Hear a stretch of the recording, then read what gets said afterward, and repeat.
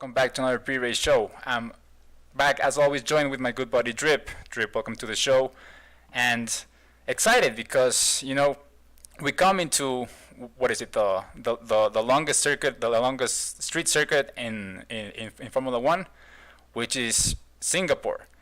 Now, I'm looking forward to this race because first, night race, so pretty cool, and second of all because here it's gonna be a show of first of endurance and focus for the driver because since we have full quality, drivers are gonna have to be more focused than short quality and have to keep an eye on not beating it during Q1. So without further ado, let's check some of the standings. I think they took quite a hit from last year's last race, DNF from Hudson, which was, well, for us viewers quite interesting. For him, not so much because now his gap has been reduced to like 50 points. So now Jeffrey Lawler is very much in contention of winning this championship.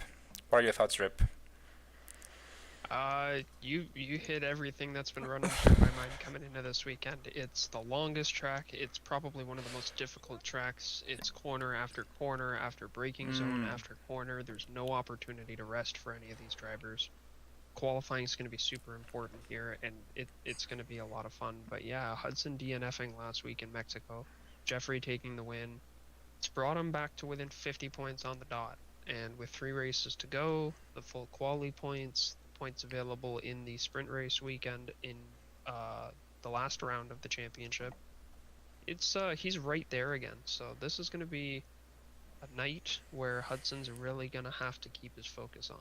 Yep, I completely agree. And speaking of focus, coming back to that quality aspect, the idea for each driver would be to use one set on Q1, 2 sets on Q2, and then 2 sets on Q3 because you get one extra set. But I'm thinking due to track evolution, probably most drivers are gonna do their 1 run, and then drivers that do 2 runs are gonna be like probably 4 or 5 tenths difference. So that's probably gonna jeopardize drivers that only do 1 lap and are trying to make the cut with only 1 lap to save tires and maybe save a fresh set of softs for the race, because like you say, corner after corner, braking zone, I mean, drivers pushing all the time, a mistake has to happen at some point. Like you overshoot the braking zone, you go for a risky overtake, you tap the wall, and I don't know, there's not too many escape routes in Singapore. So I think a collision involving like more than one car could probably mean a safety car. So that's a question I've been wanting to ask you in terms of strategy. Would you risk going for, I don't know, hard soft and just hope for a late safety car and then just be a bullet on the last couple of laps, or traditional medium hard? What are your thoughts on that? I think this place is definitely a safety car haven. So you can definitely check that box on your bingo card for this weekend that there's more than likely going to be a safety car. So I think it's going to come in the front half of the race while the cars are a lot more bunched up. Just seems to be the way the game works. If people are far enough away from an incident, it'll disappear the car and not throw a safety car. We've seen that a few times on tracks like Jeddah. But early on in the race, I think we might see a safety car, and I think if others are thinking that way as well, that might be the only time we see a soft tire in this race. It doesn't seem to have the lifespan with the degradation that Singapore demands out of a tire. So I think people are going to be opting for maybe a soft, banking on that early safety car and going to a hard, or maybe a medium hard. But I don't think anyone will start on their longer stint tire. Yeah. I agree, because then like you raise a really good point, because degradation, especially in Singapore, is off the roof. And considering, I'd say if drivers do go for the soft after a safety car and try to jeopardize and say, okay, I can probably make I can probably lap around 2 seconds per lap faster than mediums or hard. So if I keep these up for like 5-6 laps, I can probably get within their pit window. I mean, not completely 20 seconds, of course, but maybe they can do 7-10 seconds, and then they can probably do the rest if they push on mediums or hards after they box. But it's really interesting, all these different strategies that drivers might employ. And like you were saying, I mean, it's one big DRS, well, not DRS train, it's just like one big train throughout the one big snake going through Singapore. And I think it's basically whoever can hold the pressure the best. So if you see, someone trying to go down the inside, holding your line, trying to not get too phased about giving away your position. So it's pretty mentally demanding, I would say. But yeah. Definitely. Like, it's hard enough to lap this track when you're not staring at the back of another car. So it's going to be a race that yields benefits to those who can stick right on the back of somebody, show them, I'm in your mirror, I'm gonna go for a move, keep applying that pressure like you were saying, and those are going to be the people who end up pushing others into locking up the brakes and having to use the few bits of runoff that this track does have. The few bits, like you say, Jesus, man, it's so tight. I mean, oof. The beauty of actually having the weekends lining up, we've been able to watch the actual F1 this weekend, and despite the rain, which is still possible in this race for us as well, like, everybody was locking up in all sessions and having to use runoff. Cars don't like the bumps of the street circuits. We've already seen that this season. Singapore is not a smooth track, so I'm genuinely excited to see how these cars handle that middle section over the bridge. And the especially tight hairpin. That section, like, I remember on previous games, and I think even on last year's cars, because also in real life, in free practice sessions, and also in quali, before the bridge, you see there's like a curb on the left, where if you take it, you can take off maybe, like, I don't know, probably not even a tenth, maybe a tenth. But that curb now on F122, and I think in real life also, it majorly, like, it unsettles the car at some point, that if you take it too fast, it can spin you out, and you're basically in the wall. So I'm eager to see how drivers tackle that part of the circuit, if they go for the curve, or if they add a couple tenths, 1/10 to their lap time, and go the long way. So I think we're going to see a lot of different lines throughout the race from people trying to avoid that. Like, that's just the downfall of these new cars, is that they're predominantly succeeding through the use of their ground effect. So the more you can keep the car flat to the ground and not be up on the curbs, the better it's going to perform. So we'll probably see a mix of people taking what you would call a qualifying line through there, going up over the curb and trying to straight line it as much as possible. But I feel like more of the top end drivers will be trying to play away from the curbs here. But then again, I mean, less curves means less speed, means more lap time. So I don't know. I mean, considering this D1, the entire degradation. True. I mean, it's about finding the perfect mix, I would say. But it's hard, man. Beauty of the sport. It's hard, especially on a track like Singapore, where you have basically one, maybe two overtaking places. But if you get a good run into the car ahead, which thankfully with these new cars, it's easier. It's better to get closer because of the cleaner air going through them. Definitely. This track is definitely going to force people to plan moves, maybe even laps ahead of time. Exactly. Okay, I can close up. By the time I get to him, like, you don't really want to reach somebody too early. Yeah, exactly, because then your whole momentum is in the wrong part of the track. You're you fucked. have to take a compromised slower line. Now you're backing off, and now you're in the overtaking area with a 7/10 gap. Exactly, and then the car behind you now sees a gap, and you're like, okay, what do I do? Especially considering how slow, because considering it's a very high downforce track, and it's a very long lap. I mean, ERS can basically 2-3%. No, that's too much. Maybe even 1 to 2% each lap, maybe. So I think it's like that magical energy button. Drivers are gonna have to use it very, very wisely, because it runs out and it takes a while to come back. So it's gonna be at a premium this week. That's for sure. Yeah, for sure, for sure. Speaking of that, well, I mean that changing a bit of subject. I want to talk about a bit about the constructor standings. We see pretty much Red Bull with a comfortable lead over P2 Ferrari, and Aston Martin looking to get that P2 away from Ferrari. Just five points behind.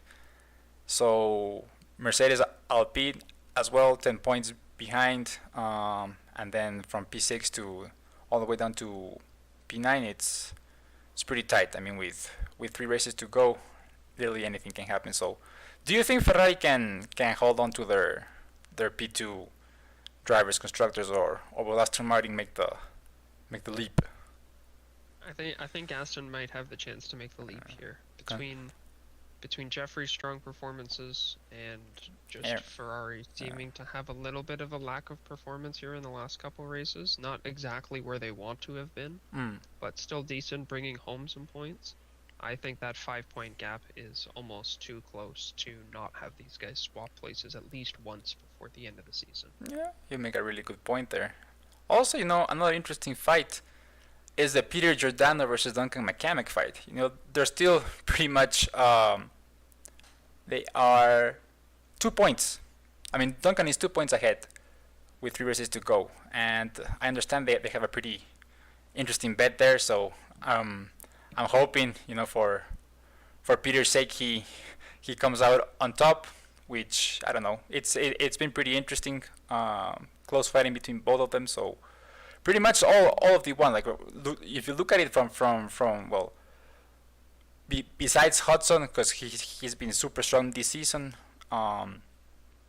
It's been super close racing, and you love to see it. Of course, some new names coming into D1 as well, and I don't know. Let's see what these new drivers can do on the streets of Singapore. So yeah. It'll be an exciting show for sure. And Yep. yeah, no doubt it's been tight. Just like you said, ignoring Hudson, even ignoring Jeffrey because he's got a little bit of a gap to the field behind him. True. P3 Caravallo to P10 of Aaron Altimer is It's split tight. by like 30 points. Yeah, So pretty much.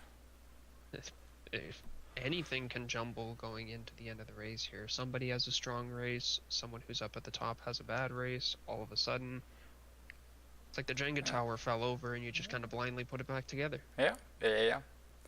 You couldn't have said it better. So there you go, ladies and gents. Without further ado, grab something to drink, something to eat, get comfortable because D1 Singapore is coming right up. Don't go anywhere.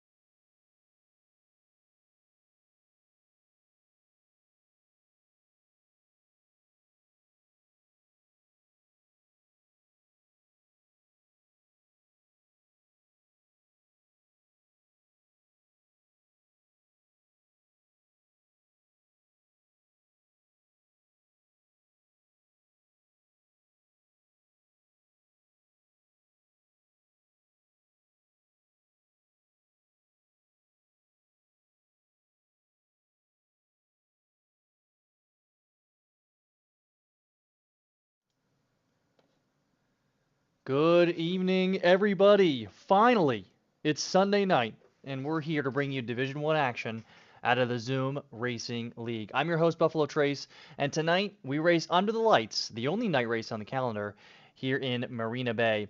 In just a few moments, we're going to begin a full qualifying session, so the second and final full quali of Season 5. We'll watch Zero L's Best fight and force their way around an incredibly demanding circuit, probably one of the most demanding on the calendar. 31 laps today around Singapore. It contains 3 DRS zones, 23 turns with sharp angles, unforgiving walls, and quite a few of the surroundings really nicely lit up in the night sky.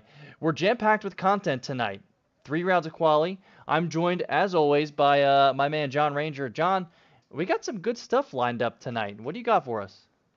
Most definitely. We're going to take a short moment to talk about the standings and surprising potential battle that we'll see for P1 and driver standings. So things kind of turned around really quickly with the Mexico's shenanigans last weekend. And we're going to have the one and only Luke Locklear, who's serving a race ban this evening. So he will not be racing. That's one of the reasons why you're only seeing 18 drivers that are lined up in the pits and about to start their outlaps in Q1. I've got a couple questions to ask him to address his race ban and see if how he feels about all that. So, without further ado, I'd like to go through the standings with everyone real quick. It's just the main battles here. Hudson Poole and Jeffrey Lawler. Jeffrey Lawler won last weekend in Mexico, and Hudson Poole gathered absolutely no points. Suddenly, the gap between P1 and P2 is 50 points with 3 races left, and a win is 35 points, so we could potentially see something grow between the two. Jeffrey Lawler is definitely gunning for Hudson Poole at this point. I've spoken to him this weekend or during the week while he was practicing, and he's definitely looking forward instead of backwards. Afterwards, it's a big mashup of drivers. Eric Carvalho all the way down to, I'd say, almost P10 with Aaron Altmaier. Things could be switched around constantly every race there. There's literally just about 40 points gap between Eric Carvalho and P3 and Aaron Altmaier in P10. So somebody could have a good race, somebody could have a bad race, and that'll just switch things around. Looking at the Constructors Championship real quick as well. We have Red Bull, who's still in P1, but there's only 45 points between Red Bull and Ferrari in P2. Aston Martin is sitting at 306. 5 points behind Ferrari, so the top 3 has gotten suddenly a lot tighter than we'd expect. Mercedes have dropped a little bit and are fighting with Aston Martin for that P3 position, and Alpine has been dropping lately, and they're sitting down in P5. Honorable mention to McLaren, who's leading the rest of the best of the rest, I should say, actually, behind over there. So that's the main key points in regards to standings before we start Singapore, Buffalo. Yeah, there's just so many different storylines going through up and down the driver standings and the constructor standings. So looking at the lineup today, so a couple new faces. We have new full-time AlphaTauri driver in Johnny Sins. Came over to the league, and he's going to drive an F1 car now. Stelios Repas is back in the AlphaTauri. He came off a strong performance in Zandvoort with an unfortunate DNF. He was out in Mexico, but he's back here in Singapore, so I'm looking for him maybe to be in the upper midfield. Alfa Romeo, now 5th full-time driver for them.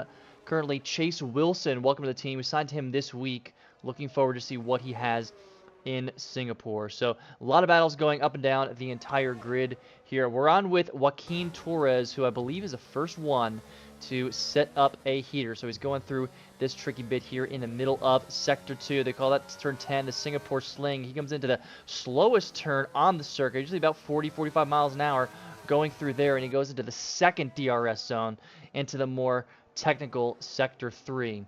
We'll hop on board with him now as he tries to carry as much speed as he can into the start of Sector 3. And now begins a really difficult part where just a small little error here or there and your car is in the wall. It's one of the most unforgiving sectors on the calendar.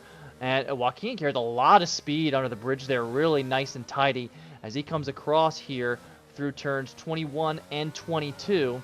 Trying to cut that curb here on the left. We'll see how much he does. He does a fair bit out there. Carries a nice amount of speed. He's across the line. First lap is a 1:38.5. Yeah, Q1, the track times are going to be around the 1:38, but that's going to go down fairly quickly. A little bit of traffic out there in Sector 1, so drivers got to be careful. It's not a very wide track, so you'll see some drivers maybe impeding on each other. And already times are starting to go in. And Marc-Olivier Bastien, the AlphaTauri is Alfa Romeo, sorry, the first one to go down in the sub 138s, and slowly the times are dwindling down. I'm thinking maybe in Division 1 we might see our first 135. What do you think about that? I would love to see our first 135, perhaps later in Q2 and Q3 when the track Yeah. evolves. I heard a little bit in chat from our volunteer meteorologists. John, I'm hearing a wet race, man, and you take an incredibly demanding track like Singapore, and you add storm conditions, and drivers are going to struggle, but I think we're in for a treat here as spectators. Yeah, it's gonna be a long race, you know. We're in here for the long haul. We got the full quali and the a wet race coming up. So, do we have any details as in regards to is it full race that's gonna be wet, or is it just a portion of the race that's gonna be That's wet? a good question. Yeah, we'll pose that question out to the chat All and right. our volunteer meteorologist in the lobby. Some of them maybe engineering here for our drivers. We see Maxime Beaulieu put in a 137.5. That was good for P5 for a moment, but before Peter Giordano puts his Ferrari P4 with a 137.3. John, these times are just tumbling down. Hudson Poole, the first one in the 136s. Yeah, I mean, I think Hudson's a guy who's gonna be driving with a chip on his shoulder. He had an unfortunate race and DNF'd last weekend in Mexico, and this is a track where qualifying is extremely important, and you'd expect Hudson Poole to get up there. That's for sure. Yeah, there are two drivers I'm really keeping an eye on here up at the top. One, of course, is Hudson Poole for a little bit of that redemption story arc, right? Because I think that he's looking at where he was before, and he could have been in a position to win Mexico were it not for some unfortunate incidents. And also on Cody Lawrence, like I was alluding to earlier. Cody had an interesting strategy choice in Mexico. He did the hard softs, which turned out really to kind of lose him some time there, but he probably had the most pace out of anybody and was really the only one who had a shot to catch Jeffrey Lawler last week. So I'm looking for Cody to come into Singapore after a hard week of practice and go for the win. I think it's P1 or bust for Cody tonight. Yeah, most definitely. So Buffalo, I think most drivers have put in their first laps. We'll expect them to, go back into pits and out on their at laps. So that may give us a little window of a couple minutes. I'm thinking we could bring Luke Locklear in here and have a discussion with him. Let's do it. All right. Mr. Thermo, Luke Locklear, welcome to our broadcast. How are you doing tonight, sir? Oh, I'm doing great. How are you guys doing?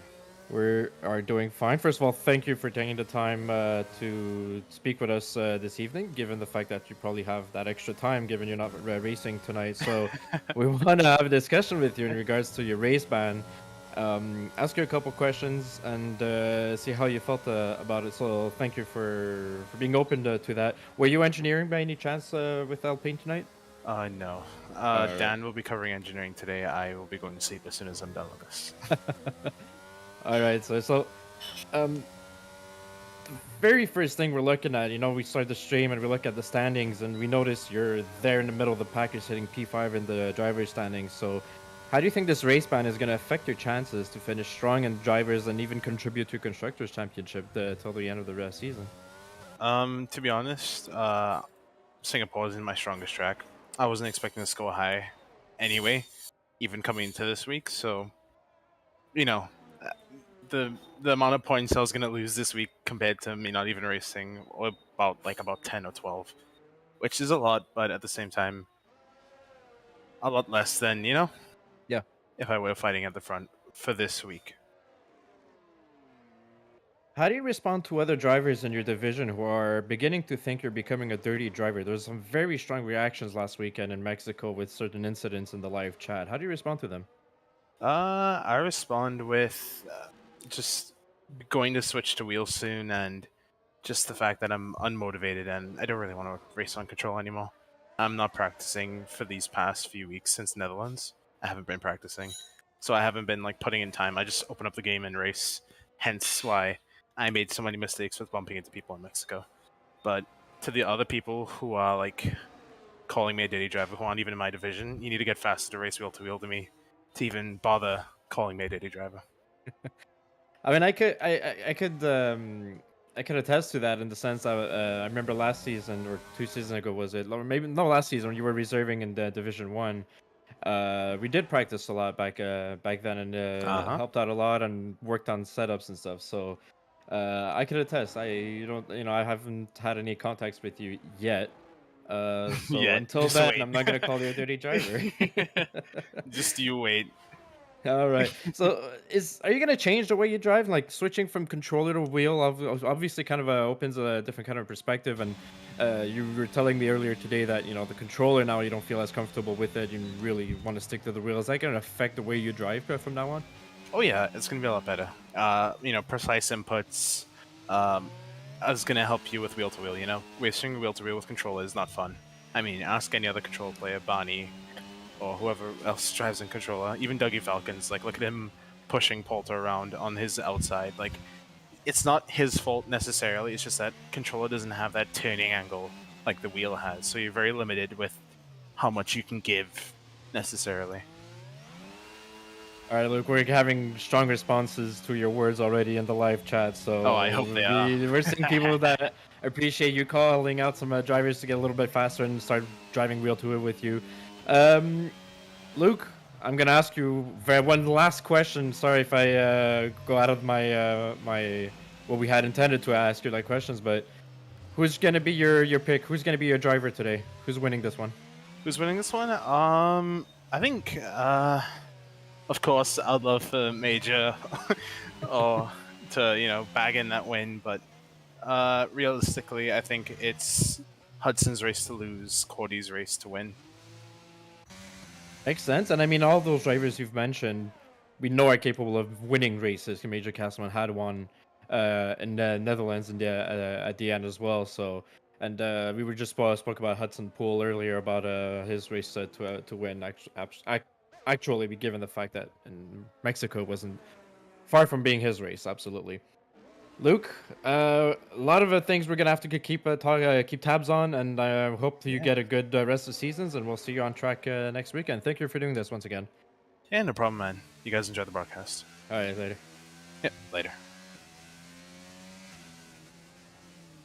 That was incredible. I didn't know he was switching to wheel, and I'm curious what the other Alpine drivers, maybe the guys on the grid, feel about him losing a little bit of drive, I guess, ambition to really give it all here in the next 3 races, right? I mean, combined constructors is not wrapped up, and it looks like I see a little bit of raindrops here. Cody Lawrence may be going in on intermediates, but that may be why a couple cars are already retiring. A couple retired in the pits. Chase Wilson, the Alfa Romeo, hit the wall under bridge in turn 18, and that was tough one to watch. So, unfortunately, unless someone can set a faster lap, he may find himself out. He may just make it, actually, John. If no one can set a faster lap, he may be good.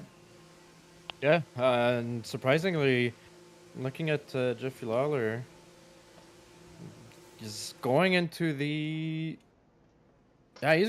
pits right now. So I think Jeffy Lawler is calling quits on this one, or maybe he's gonna try to go out on the inters. He's only got I think there's 4 minutes left in the qualifying from what I saw. So yeah, a lot of drivers already going into the pits and retiring as well.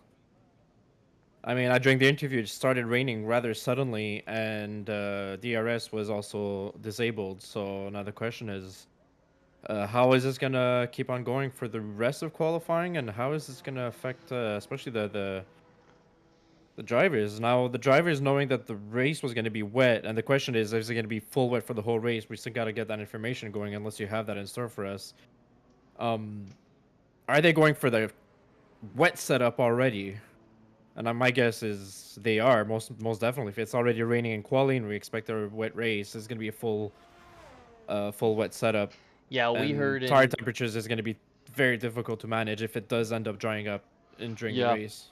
Yeah, it's funny too. I don't know if the mechanics are caught up, but we saw in the IRL race today that because it was at night, right? It took a long time for the track to dry up, all that standing water to get up. It became very greasy for a long time. I don't know if the mechanics here in the game are as advanced. We may see it dry up at more of a standard rate.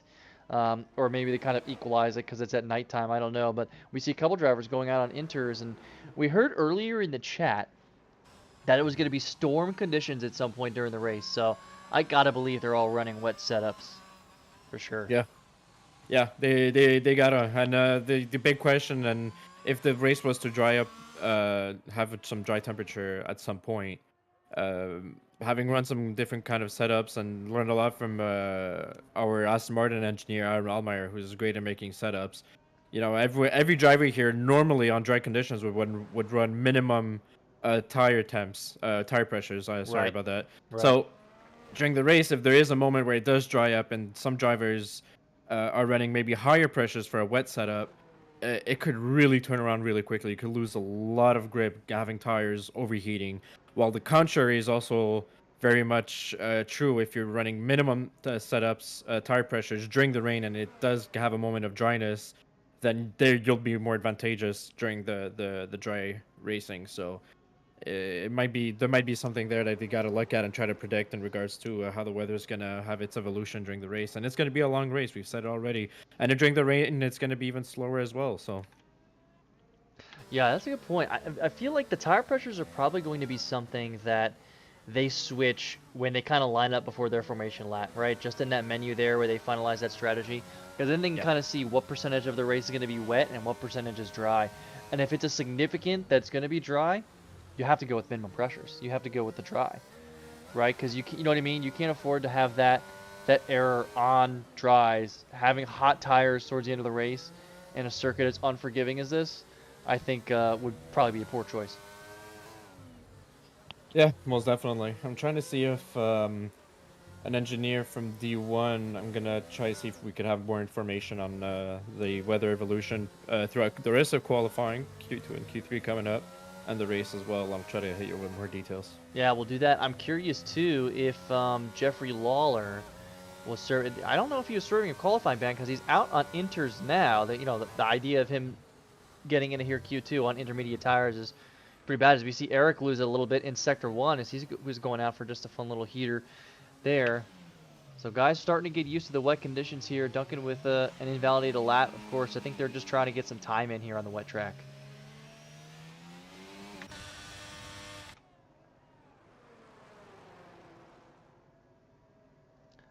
We'll hop in with Peter here and see how gingerly he can take here at the beginning of sector 2. A lot of 90-degree turns here. You can carry a lot of speed here. Usually you're in fourth gear here on the dries. He finds it in fourth. Coming up here into turn 10, they call the Singapore Sling. You can carry a lot of speed. You can cut that curb. You got to get this angle right. Twist this one just a little bit. Try to get a good angle going over the pitch. You have to be very ginger on the throttle here, especially in the rain. Slowest turn on the circuit here. Carry as much speed as you can. This can be a strong passing zone if you get the run and you want to make the dive going in to turn 14, but of course it's not usually as prevalent of an overtaking spot as we see in sector 1 across the front stretch. So Peter getting some wet laps in. We'll hang out with Cody Lawrence, who is doing the same. Typically it looks like these guys are about 4 to 5 seconds faster, at least through 2 sectors. We'll see what Lawler's kind of gonna lap try to times. have a decent time, but he's about to come in at a 150. So we just spoke about Jeffrey Lawler. He's sitting P2 in the driver's standings, maybe looking at Hudson Pool, and literally the worst possible scenario. Didn't come out of the pits in time. Now got out there and on wet conditions. He must be very upset with himself. He's going to be starting in P19, and this is not a track like Mexico where overtaking is doable. This is very, very difficult, and we saw throughout the divisions, first couple corners, a lot of contacts as well, and if it's going to be raining, it's going to be twice as bad, so he's going to have to be dodging a lot of cars, Jeffrey, to be able to gain a couple positions, but I don't think that'll put him in a race-winning position. Yeah, the overtaking in the rain is going to be difficult. Now, if we were in a lower division with maybe some less experienced drivers, I would say a lot of the field would probably weed themselves out. Tough track, tough conditions. But here in D1, I mean, these guys are good, right? They can handle the rain. They can handle street circuits. So, typically you may have drivers rely on other guys just DNFing out to get positions. But you're right. I don't think Jeffrey Lawler can really rely on that too much here in D1. He'll be able to clean up a bit, but it will be tricky. So we're out of a rainy Q1 session Taking a look at the standings here, we got 20 seconds. Let's see who the first drivers eliminated are. Chase Wilson in the Alfa Romeo, who actually DNF'd. Otherwise, I believe he may have made it through. Stelios Repos and Johnny Sins, both in the Alpha Tauri, newer guys. This is Johnny's first race. Stelios has his second race after racing with us in Zandvoort. Colin Edwards reserving for the Haas. Sterling in P18, and Jeffrey Lawler, of course, with the unfortunate timing in P19. So we'll have 14 drivers suit up for Q2. Right now, conditions unknown. I'm curious if now, like in the game, it should be right after this, right? So I'm assuming we have Yeah, the same there's conditions. sometimes some small track evolutions, so we might see full wets. But from what I know from good friend Ethan Patel, thank you, Ethan. He's given me information that it is wet conditions for all throughout quali, all throughout racing. Could be potentially dry towards the end of the race, so that could switch over. And it is raining cats and dogs and whatever animals you want out there. I think these guys are going full wets. I love it. I love it. Like content-wise, John, I can't wait to see these guys on track, but it's going to be a long one tonight in a booth. I mean, not only do we have street circuit in the wet, but this is one of the longest laps on the calendar. And I was doing some practice sessions. You know, there's still 31 laps in a 50% race. So we were talking, it was like, you know, Spa is like a minute and a half lap, maybe no longer. It's like a minute 40, right? Yep. But there's only 26 laps in a 50% Spa, right? So you're adding like 10, 15 minutes to the race that, you know, we're not used to. So I think time-wise, this is probably the longest one we'll go with here.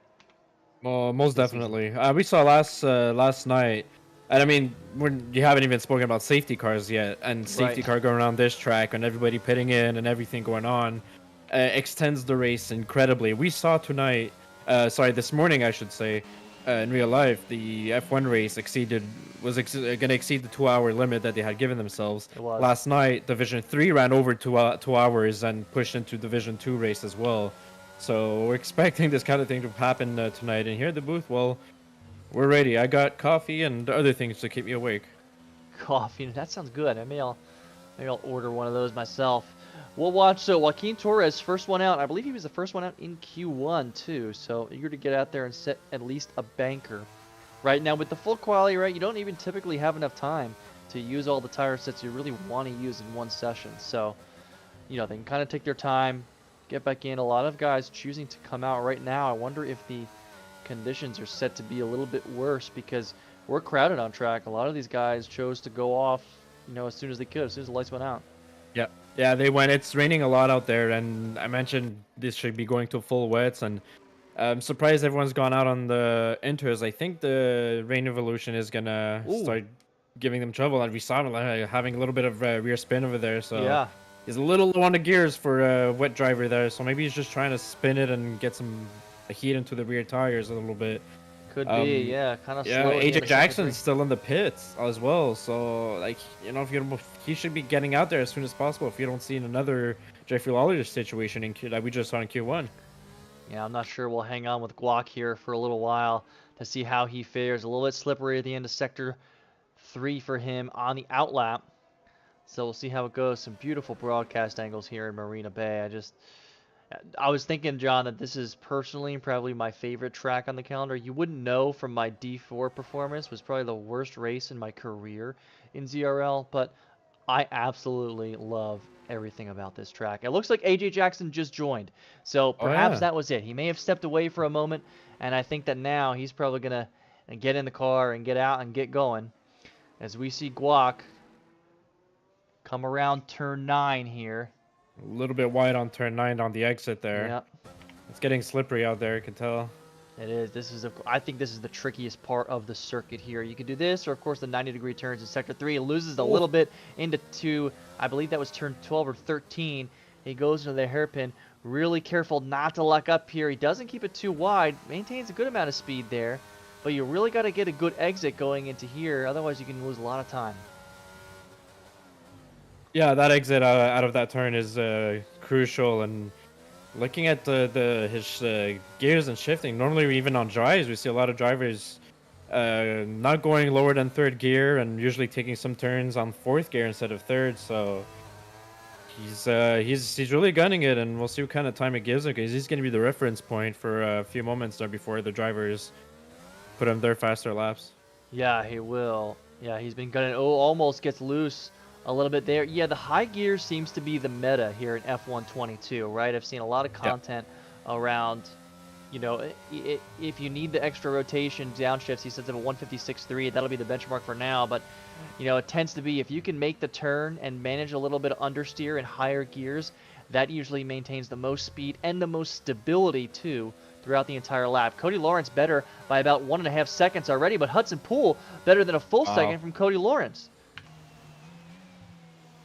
Yeah, there it is. That's the kind of times we're going to see 154s, and well, for now, and if it doesn't actually get more wet than this, and they don't need to go on the full wet tires, then we'll probably see 153s very soon. Yeah, we may. Eric Carvalho just at a 154.3. He's good for just above his teammate Maxime Beaulieu. So there's times are starting to roll in. Eric Perez struggling a little bit, 2.02. That's probably not a competitive time. Duncan McCamick, King ZRL with a 153.8, and yeah, he's the first one. Wouldn't have guessed it myself, I got to admit. Great lap. Yeah, not sure I would have called the Duncan to pull that fast lap. I'm sure he himself would have loved to pull that some kind of lap like that in Q3, but that pretty much assures his place into Q3, unless the rain suddenly stops or something. But I don't think that we're going to see something like that happen in the next 9 minutes. Yeah, unless it gets better. I was on with Major Castleman for a hot second, and it looked like he hit the wall a little bit. It's hard to tell if that left end plate has any damage. Trying to follow in on the broadcast angles there. I'm not sure. This will be his first banker, so we'll see if he bails and goes right into the pits. But Seb may be an unfortunate casualty here. I'm not sure if he's on a heater, but if he is, and if Major Castleman has damage, he'll probably be slowed down a little bit. We'll see him go into turn 10. Hard braking zone. Doesn't take a lot of that curb. Major Castleman up ahead is very slow. I'm not sure if Seb has been a little bit apprehensive here or it's just the conditions, but those two laps, I'm speculating, might not be as competitive as the rest of the field so far. He's driving in dirty air behind Major Castleman. Castleman's on a fast lap, believe it or not, and he doesn't have much pace out there. Seb, who's normally a Division 2 driver, is all over his gearbox and would really love to be able to go faster than that. And finally, Major Castleman moves along and gives it to him. So that's going to be unfortunate for Seb. He's not going to have a really fast lap out there, and he seemed to be doing some pretty decent. So he's going to have to go at it again. He will. You know what I've seen is we see Maxime Beaulieu just put in a 153.6, so he's provisional pole right now. So he fueled up for multiple runs. It's Duncan McCamick, speaking of fueling for multiple runs. Yeah. Says, never mind. Eric with a collision with Peter Giordano. Something going on there. Let's hop in on board with him. He pulls into the pits. Where's Peter? Peter's in the pits as well, so we missed a little bit of action there. Seb puts in a 156.9, so he's good for P10 right now, but we got 3 guys that haven't yet set their laps, and a couple guys who fueled up for multiple runs. We're on with Hudson. He's a 10th behind on his previous time, so we'll see if he can make up some time here going into turn 10, taking a lot of that curb. Very dangerous in the rain, but when you have the throttle control, he's going all the way down to first gear, John, as he comes across 12 over the bridge and into the hairpin. I don't think we've seen that yet, so he's really looking to get that extra rotation. Yeah, and I think Eric Perez's penalty is due to Peter going into the pits, and Eric probably misjudged the speed and bumped him in the rear trying to go into the pits, because when we looked into them, both of them were just getting into the pit lane. So unfortunate 5-grid penalty that was applied to him by the game. The contact was probably not very important either, but got to be careful in qualifying and into the pit lane. You don't bang into other drivers. It's a tricky pit lane too, right? It comes in a very weird braking zone, and you have to be careful to say it's got that weird double curb kind of separating it, right? So if you straddle it a little bit weird, I mean, couldn't be me missing a pit lane in my D4 race and just, you know, ruining things, but it can be tricky, although I'm sure these D1 guys can master it. Hudson Poole going back into the pits, so he bailed. He wasn't making up enough time. AJ Jackson, while we were speaking about Hudson and Eric Perez and Peter's incident, went up ahead and put provisional pole, 153.4. Really nice time on intermediate tires for the McLaren driver. A great time. It's great to see a A McLaren driver up there, other than Jason Pelter. Jason Pelter, I feel for the last race or two, was kind of going at it solo a little bit, and that explains the McLaren's position in the constructors' standings. So AJ Jackson putting up a great time, 153.4. So I think we're not done. I wouldn't be surprised. I see a 152 get being before the end of Q2. Yeah, we're on with Seb now, who's trying to put in he's probably got a lot more time in him after being held up by Major Castleman. Speaking of that, Major Castleman is out himself. He's on an out lap, so he'll get ready. Seb is on his heater, so he's going to try and put something good together as he enters Sector 2. This can be a tricky braking zone too. Seen many a driver have to use that runoff, right? Because once, as soon as you touch the throttle a little bit, you get full, and then boom, another braking zone there. Try to carry a line of speed through here. You can touch that curb a little bit. Did Seb just touch the wall on the right-hand side? Looks like it. Maybe if he may just have. bumped it, but he's got no damage so far. And Duncan, for a very short moment, I think he's a little bit getting impatient with the drivers in front of him during quali, asking all of Division 1 to move out of the way because they're being too slow for him, and then pointing that mention at Jason Pelter. So Duncan McCamick, who's out there doing great laps and is also roasting everybody on the main Discord. I love it. Boom, roasted. Duncan, the boss, coming in saying you're too slow. Move over. Seb comes into Sector 3, really tricky under the bridge, taking it in third gear, carrying a lot of speed. You can kiss this curb on the right-hand side here, get as close as you can to the left-hand side while you're carrying speed. These curbs are hit or miss. A lot of the more advanced drivers can straddle them, but I found in D4 and D3, a lot of less guys were using that curb. Right, I like to use engine braking here in the dry, but in the wet, you gotta slow down a little more. He almost loses it there, but he gains 9/10. So Seb probably has even more time, but he puts in a 154.7. Good enough for P8. Yeah, I'm a little bit surprised that Major Castleman and Marc-Olivier Bastien have not put times out there yet. I don't know if they're on a fast lap. Major Castleman looks like he is currently.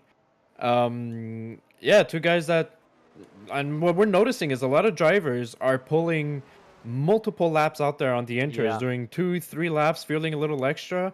And I've had a similar experience in Singapore a couple seasons ago, back when I was in my early days in the ZRL. It seems that the more you go, the more you just get into a rhythm, and you just kind of get faster and faster, and you slowly push a little.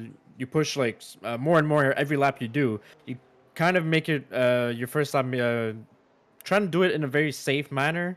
Try to be super careful about it, and the more you go, the more you get more confident, and you get faster and faster, and that's what we're seeing. Eric Cavallo just hit a 153.0, so I'm 100% expecting in the last 2 minutes and a half here in Q2, we're gonna have some drivers hit a 152. Yeah, especially when we got Cody out on a heater right now. Hudson just pulled out of the pits. He'll be on an out lap too, as well. Yeah, as you were saying that, Eric Carvalho 4.5 ahead of AJ Jackson, who had been in provisional pole with a very respectable lap himself. So Marc-Olivier Bastien looked like he had moved over a couple guys. He had like a 3.5 minute lap time on the one prior to this one. So this one looks like his proper heater.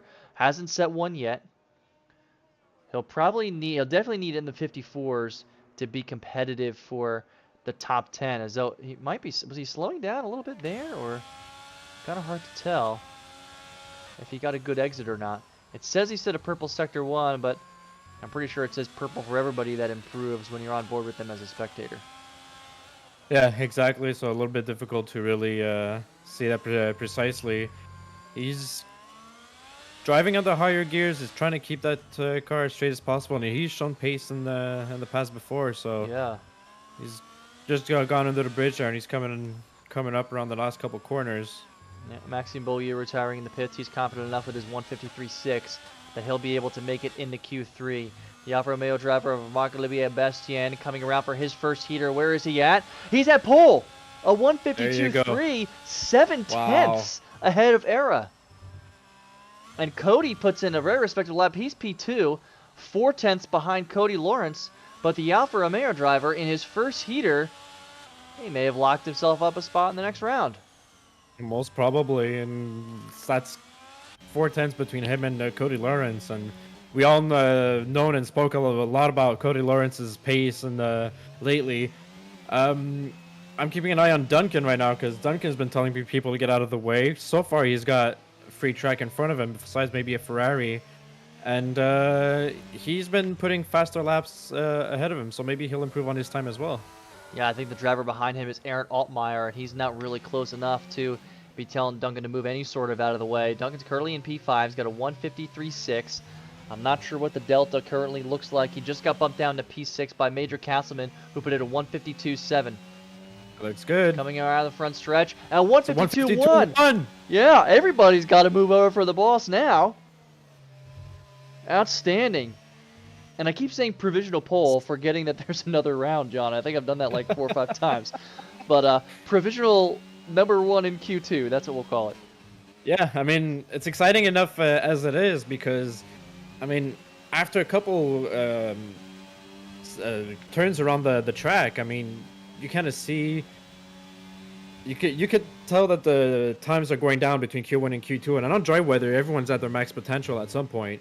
Now in the wets, these guys are really pushing their car, and I mean, just a tiny slip up, your car's on the wall and your qualifying's done. So Exactly. to see these D1 drivers pushing it out so hard, gotta say it though, really disappointed in my Aston Martin boys, Aaron Altmaier in P14 and Jeffrey Lawler, who won last weekend, being in P19 at the end of the whole grid.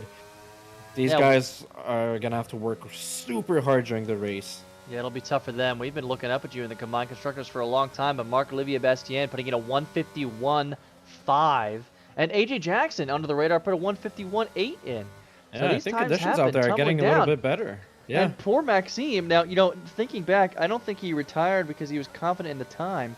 I think he retired because he wouldn't have had time to go back out and complete a full outlap before the checkered flag. So Maxime will be knocked out in Q2. Peter Giordano on the bubble. He's got a 153.5. I'm trying to tell if Joaquin Torres is in. No, he's finished.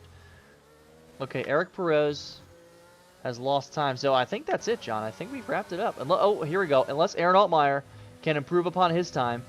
He did look like he's certainly improving upon his 154. He goes P10.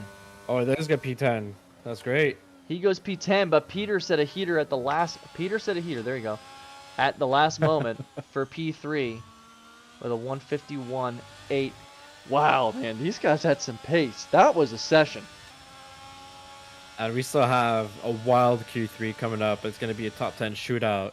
Aaron just gets into Q3, so I thought we had been eliminated back there in Q4 and P14, sorry, and pushes it up to P10. So,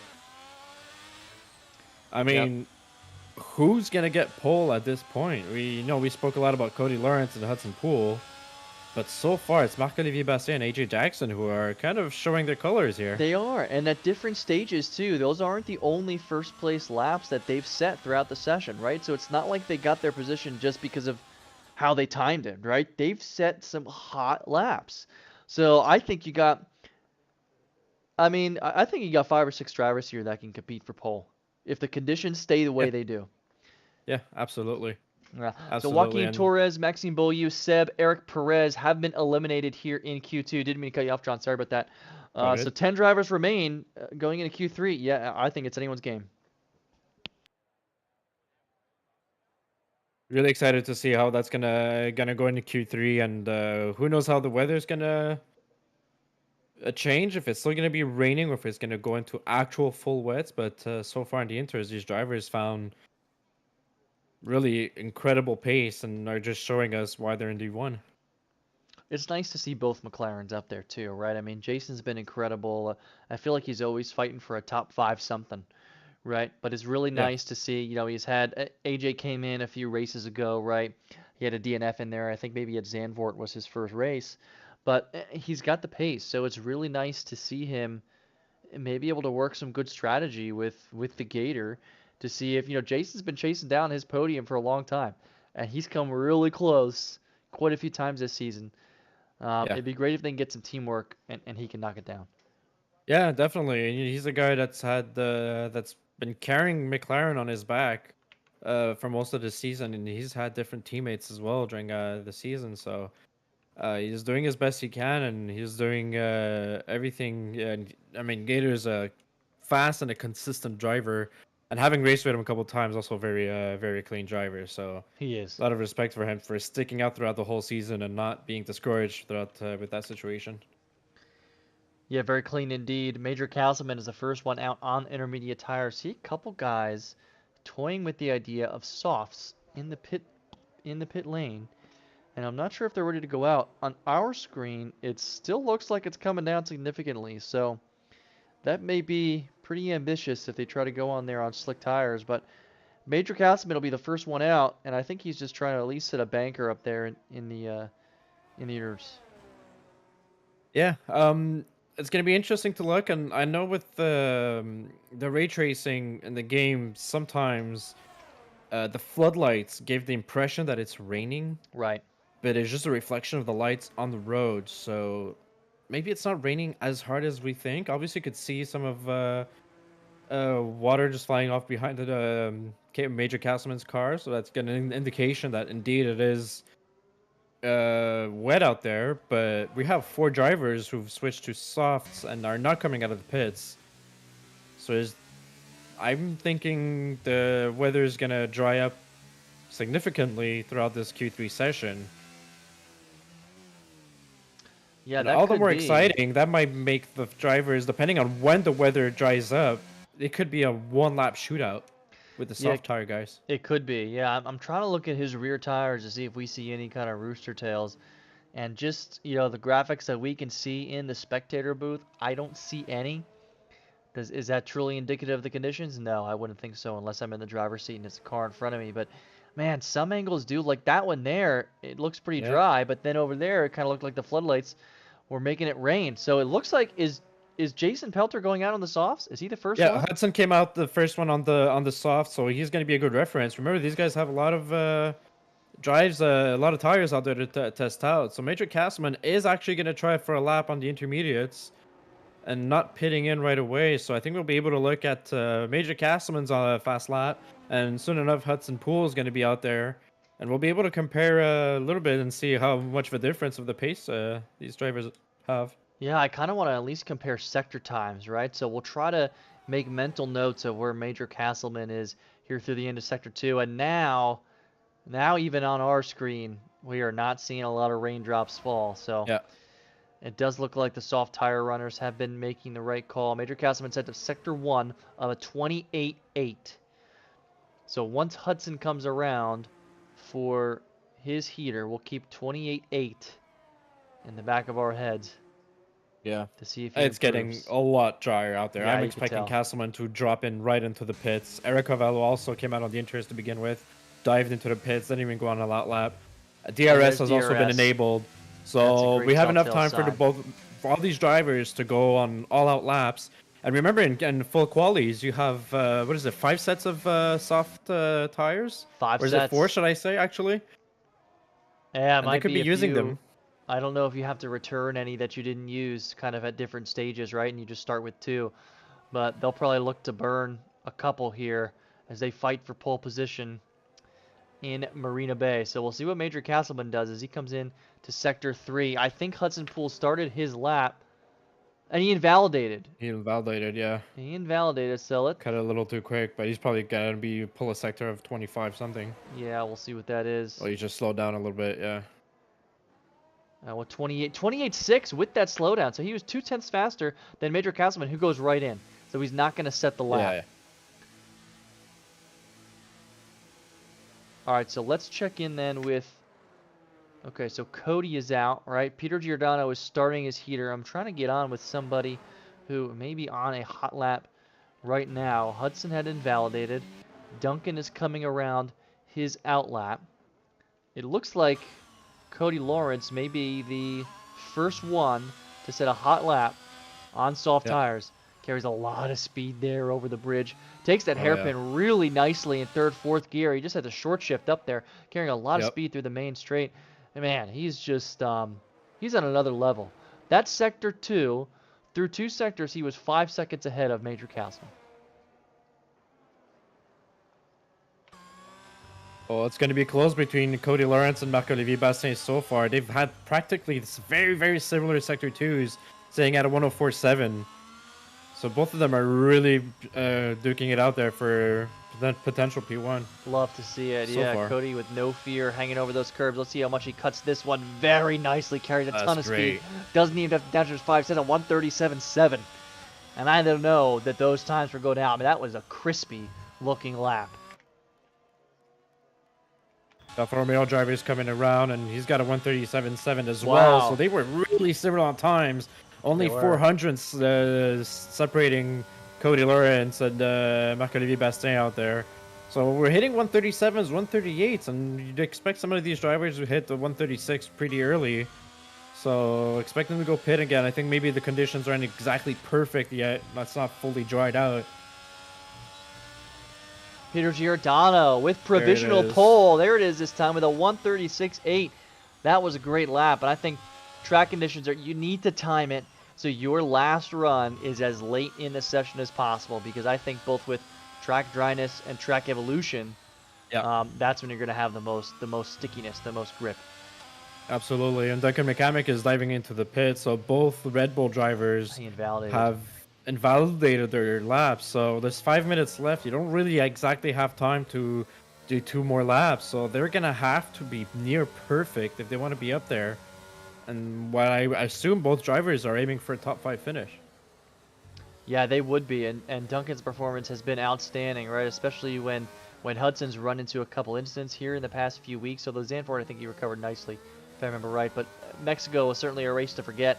And there's been jokes all season about Hudson's back breaking from carrying Red Bull, but that hasn't been the case. Duncan's put on very, very consistent type performances here, and that team just looks great here all around in D1. We're on with Eric Carvalho, who is going to set the first Mercedes lap of Q3 on the soft tires. Really nice going under the bridge into turn 19 here. Brave on the curbs, kisses that one. That one can be slippery sometimes, only when I drive on it, but when these guys do, they can hold it. It cuts that curb nicely, staying in 6th gear. Didn't carry as much speed as Cody. Let's see what he does. A 137.8. Good enough for P4. And I reckon Eric Carvalho is able to get a little bit more time out of those tires. I've seen his time trial times being way quicker than that. And he also did mention, or Maxime Beaulieu for Eric Carvalho mentioned for us last weekend that they felt rather confident in Singapore. Maxime Beaulieu is not in Q3, and Eric Carvalho so far staying in P4, but we've got 3 drivers that have to set their time still. Yeah, 3 drivers still pending laps, right? Including Hudson, who is the current championship leader and the reigning champion of D1. So a lot of fast guys yet to go. Peter Giordano looks really nice with a 136.8 right now. The only one out on track is Eric Carvalho. He is on his in lap. And these guys are trying to time out their last runs to be on a most evolved track as possible. Will be really high stakes for both Red Bulls and the Alpine of Major Castleman. Because if they invalidate or they make a mistake, that's it. They'll start P10. Yeah, and we're gonna have to look at who's gonna want to get out of the pits first, because, as you mentioned, guys like Major Castleman and Duncan and Hudson, they don't have a lap yet, and if they don't get on track soon, they might get caught in traffic, and you want to be careful with that. Yeah, Arnold looks is like the first one to go out there. He is. He is the first one out. Now There he's it got is. a They all decide to 136. come out at the same time. All Love it. 4 drivers, Ferraris, Alpine, Red Bulls coming out. Another, what I saw, I think I saw Jason and AJ come out almost all at the same time. So now that they gotta go. And I don't think Eric Carvalho is gonna have time. That's gonna be a really tricky one. He's just coming will in. be. He's being wheeled into his pit box I with don't 2 think minutes he will have left. time. I think he's gonna try, but I'm not sure he's gonna have time. Indeed, that's gonna put him in a very vulnerable position. Yeah, Will. We're on with Aaron Altmaier. He's currently the last of the runners who have actually set a lap. Currently in P7 with a 138.6. I also want to ride along with Major Castleman here because he has probably got along with the Red Bulls, the highest stakes, right? No laps so Yeah. far. He's the first one out. Aaron Altmaier's got a lot of space, front and back. Major Castleman let a nice gap, but the Ferrari's behind him. Let's keep track of that. Is that Peter? No, that's going to be Cody. Behind him is right on the gearbox of Major Castleman. He'll probably back off a little bit closer to the lap start. Eric's going to try to go out. Yeah, he's not going to have time. Nah, he's not gonna have time. He needs at least a minute 40 about, given the fact that he's got to spend some time on the pit lane, and that's not gonna happen for him.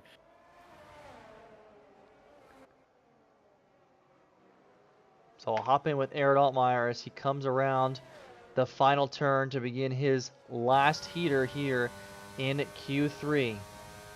Round 10 here at ZRL in Marina Bay.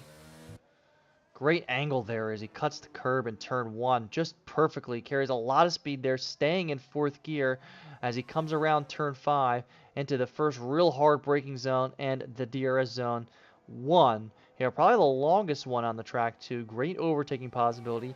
Little kink here, turn 6, and then a hard left-hander here, turn 7, to lead to the rest. And a quick braking zone here, turn 8. Got to carry speed through there, but that's a pretty slow corner. Followed closely by the left-hander in turn 9 into the Singapore Sling, turn 10. Let's see how much curb he cuts here. I really like seeing these guys go around here. Not too much. So we've seen guys cut a little bit more of that and carry some more speed. He's looking a little bit slow just from the naked eye here. We'll see how he does this hairpin. Carries a lot of speed through the hairpin though, but goes a little bit wide, almost kisses the wall. Kind of a tough sector for Aaron Altmaier there. Yeah, he's taking as wide of a track as he possibly can, but no, I don't want to reveal any kind of secrets, but driving onto the curves is a little bit tricky on that Aston Martin with that kind of setup, so does want to risk it. Yeah, stays in 4th gear under the bridge here. He's coming around towards the end of Sector 3. He kisses this curb, kisses that one on the left. Curbs that we've seen guys go over with confidence based on setup differences. So this one he cuts a little bit. We could have cut that one probably a little bit more. He comes around the bend, but it's good for P2. So the setup was optimized in the right places, and Aaron Altmaier's on the front row. That's a great lap for him, and that suits his driving style perfectly. And I had a feeling he was going to be able to do something pretty decent. Now the question is, how much of Track Evolution is going to affect the times right now? We're going to see Cody with a 1:36.5, and that's going to put him on provisional pole. And there you go, a bunch of drivers crossing the finish line there. That's a great lap from AJ Jackson, too. He's on the front row, followed right by his teammate Jason Pelter in P3. Major Castleman said a lap good enough for P6 so far, but he just got bumped down to P7, I think, by Marc-Olivier Bastien. Peter Giordano just finished. He'll be P4. Couldn't improve upon his 1:36.8. Hudson Poole now with provisional pole, and the only one that can unseat him was Duncan McCamick, and I don't think he did. He at the last invalidated his lap. Duncan did. Duncan invalidated his lap, so he's starting P10. Tough luck there. He'll go to the back of the pack here in Q3, but good for P10 nonetheless. On pole, Hudson Poole in the Red Bull with a 1:36.4, followed by Cody Lawrence. The McLarens of AJ Jackson and Jason Pelter. Pierre Giordano in the Ferrari rounds out the top 5. Marc-Olivier and Alfa Romeo, P6, followed by Aaron Altmaier, Major Castleman, the Mercedes of Eric Carvalho, and in P10, Duncan McCamick. Oh, the McLaren boys are excited. They're really happy. Jason Pelter is really celebrating the AJ Jackson's I hope so. P3, and both of them on the second row. Could this be McLaren's night? They haven't had much luck in the later races. And, you know, those McLaren's a feel-good story this season, honestly. We just spoke about it with Jason Pelter earlier. And I don't want to jinx him. I don't want to wish him anything in the top 3 too quickly. But if it could happen, it'll be a great moment for them. That was just, man, sometimes those full qualities can be a little bit slow, but with the weather conditions evolving, and speaking of that, looks like we got full wet weather here at the race start. I can't wait to ride on board some of these guys here. But, man, we had action from start to finish there, and I love when it comes down to the last lap and everyone goes down for one, and you just see them set times. Boom, boom, boom, one faster than the other. It was great. Oh, yeah. Yeah, that's Division 1 for you. And, you know, we've been at it for an hour already doing the full quali. It's just getting started. Yeah. It's going to be an exciting race. We're going to have a lot of action here, too. So reduced safety car, so hopefully we won't have too many incidents, and these guys just have incredible car control too. As we wait for the rest of the lobby to load in, I think what were we saying, John? That it may be a chance for it to be dry at the way end of the race, like last few laps? Yeah, according to Mr. Weatherman Nathan Patel, there's potential that the weather would dry up within the end of the race. So when, we don't know exactly. So it's going to be an interesting one to look at. Well, I There's no couldn't tell. Was formation that lap, there so was they're no off already. formation lap? It was supposed to be sent as broadcast, but it was not. Let's hop in with Jason Pelter there too, who started P4. Really wet conditions here. They got to be really slow. And as we get our tools all set up, AJ Jackson gets a little bit loose. Jason Pelter tries to pass him on the left-hand side. I wonder if he just conceded that and let him go. Hudson Poole with the lead. Cody Lawrence 8/10 below. Jason Pelter in P3. AJ Jackson has lost 2 positions. He may have something going on. He's on the I right-hand think side. that's done for Eric Carvalho. Eric Carvalho with an incident too. He's in P19. Yeah. Right? AJ Jackson had been tumbling down the order. He finds himself currently in P7. A lot of ups and downs here so far. Let's take a look at the position changes. Jeffrey Lawler up 6 from Already starting in in P12. P18. Already in P12. Maxime Beaulieu up 3 spots himself. He's a big winner so far. Joaquin Torres now has an incident. Let's look at him. He spun coming around of turn 6. And he'll try to catch up for Era, who has also had a little bit of a spinilla. So the Merc and the Williams bringing up the rear. Hudson Poole leading the race. Joaquim Torres is going to have to pit in for a wing change already. And man, these drivers... Oh, looks like we got a... Is that a virtual safety car or a full safety car? Look, Looks like a virtual safety car. And Hudson's got to stop on Hudson track. has to stop for the Delta. That is just classic Not what you Cody's. want to see in a wet condition. Everybody's stopped. I'm Scary. wondering... Not the kind of situation you want to see, and that's not necessarily the driver's fault, depending on how the Delta came out there. So that kind of could have had a bit of a accordion effect and caused some collisions in the back. But I think so far so good. So far, so good. That was actually a VSC. I was waiting for the yellow Yeah. dot for the safety car to come out, but they're back to full racing speed, so not even a full lap done yet. But Hudson It's Poole like 3 leads. corners. Yeah, almost, right? 3 corners of a tough 3 corners. Cody Lawrence in P2, Jason Pelter in P3. Round out your top. Eric Perez has just retired, He's done. so he's Yeah. done. He's lost I it. think he crashed. Yeah, he sure did. He sure did. Just coming out under the bridge, and that's a DNF already for the Williams driver. So let's hop in with the Alfa Romeo of Marc-Olivier Bastien. He's up 2 spots. He's currently in P4. He's qualified great. He's qualified great. Had a little bit of incidents at the end of Mexico last week and had to retire in Zandvoort after showing an incredible amount of pace. So we'll watch him throughout this race as well to see if he can keep up with the front runners. McLaren, a great story. Jason Pelter currently riding in P3, but his teammate AJ Jackson, such a promising quali section, down 4 spots at the start. And he'll currently be fighting with Major Castleman to try to keep that spot in the mid-pack. You know, I've got to say kudos to those drivers so far because they had some quality that started in the dry, that ended up in the intermediates, and then finished in the dries, and now they're on full wets on the race. So they had to constantly adjust their drivability for the weather, and so far so good. We've seen some minor impacts, some guys some spinning out, but nothing too crazy so far. No, nothing too crazy at all. Jeffrey Lawler, meanwhile, had started P19. He's all the way up to P11. And he's showing Oh yeah, some and he's all over the incredible pace. gearbox of Duncan McCamick already. He is. Duncan had started P10. He remains P10. Maxime Beaulieu up ahead of him now in P9. Maxime got knocked out in Q2. So he's made up some positions as well. 3 of them, to be exact, after starting, P12. So we're starting to see some action here. Guys are getting real close, but again, just hard.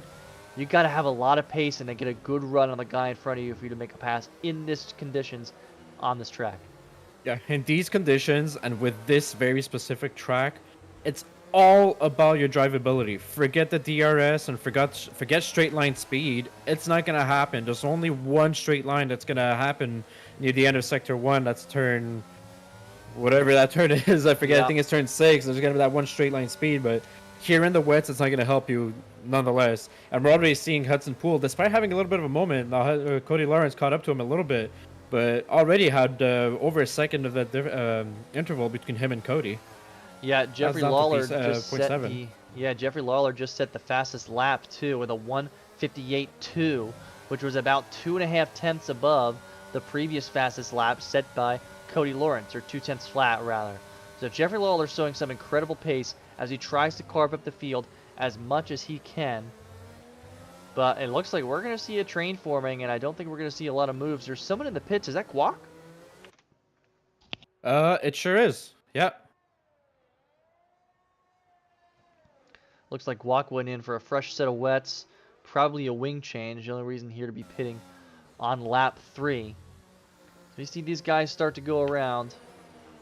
We'll hop in with Jeffrey Lawler again, who's still on the gearbox of Duncan McCamick. Not much has changed. He's still showing great pace.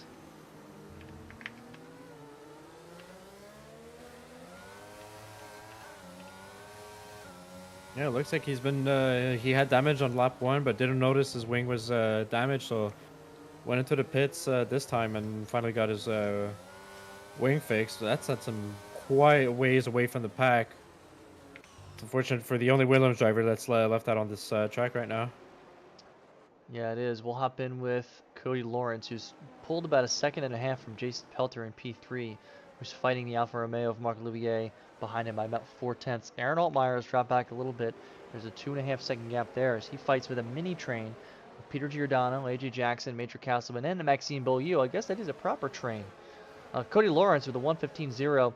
So we'll see some fastest laps start to continue to manifest.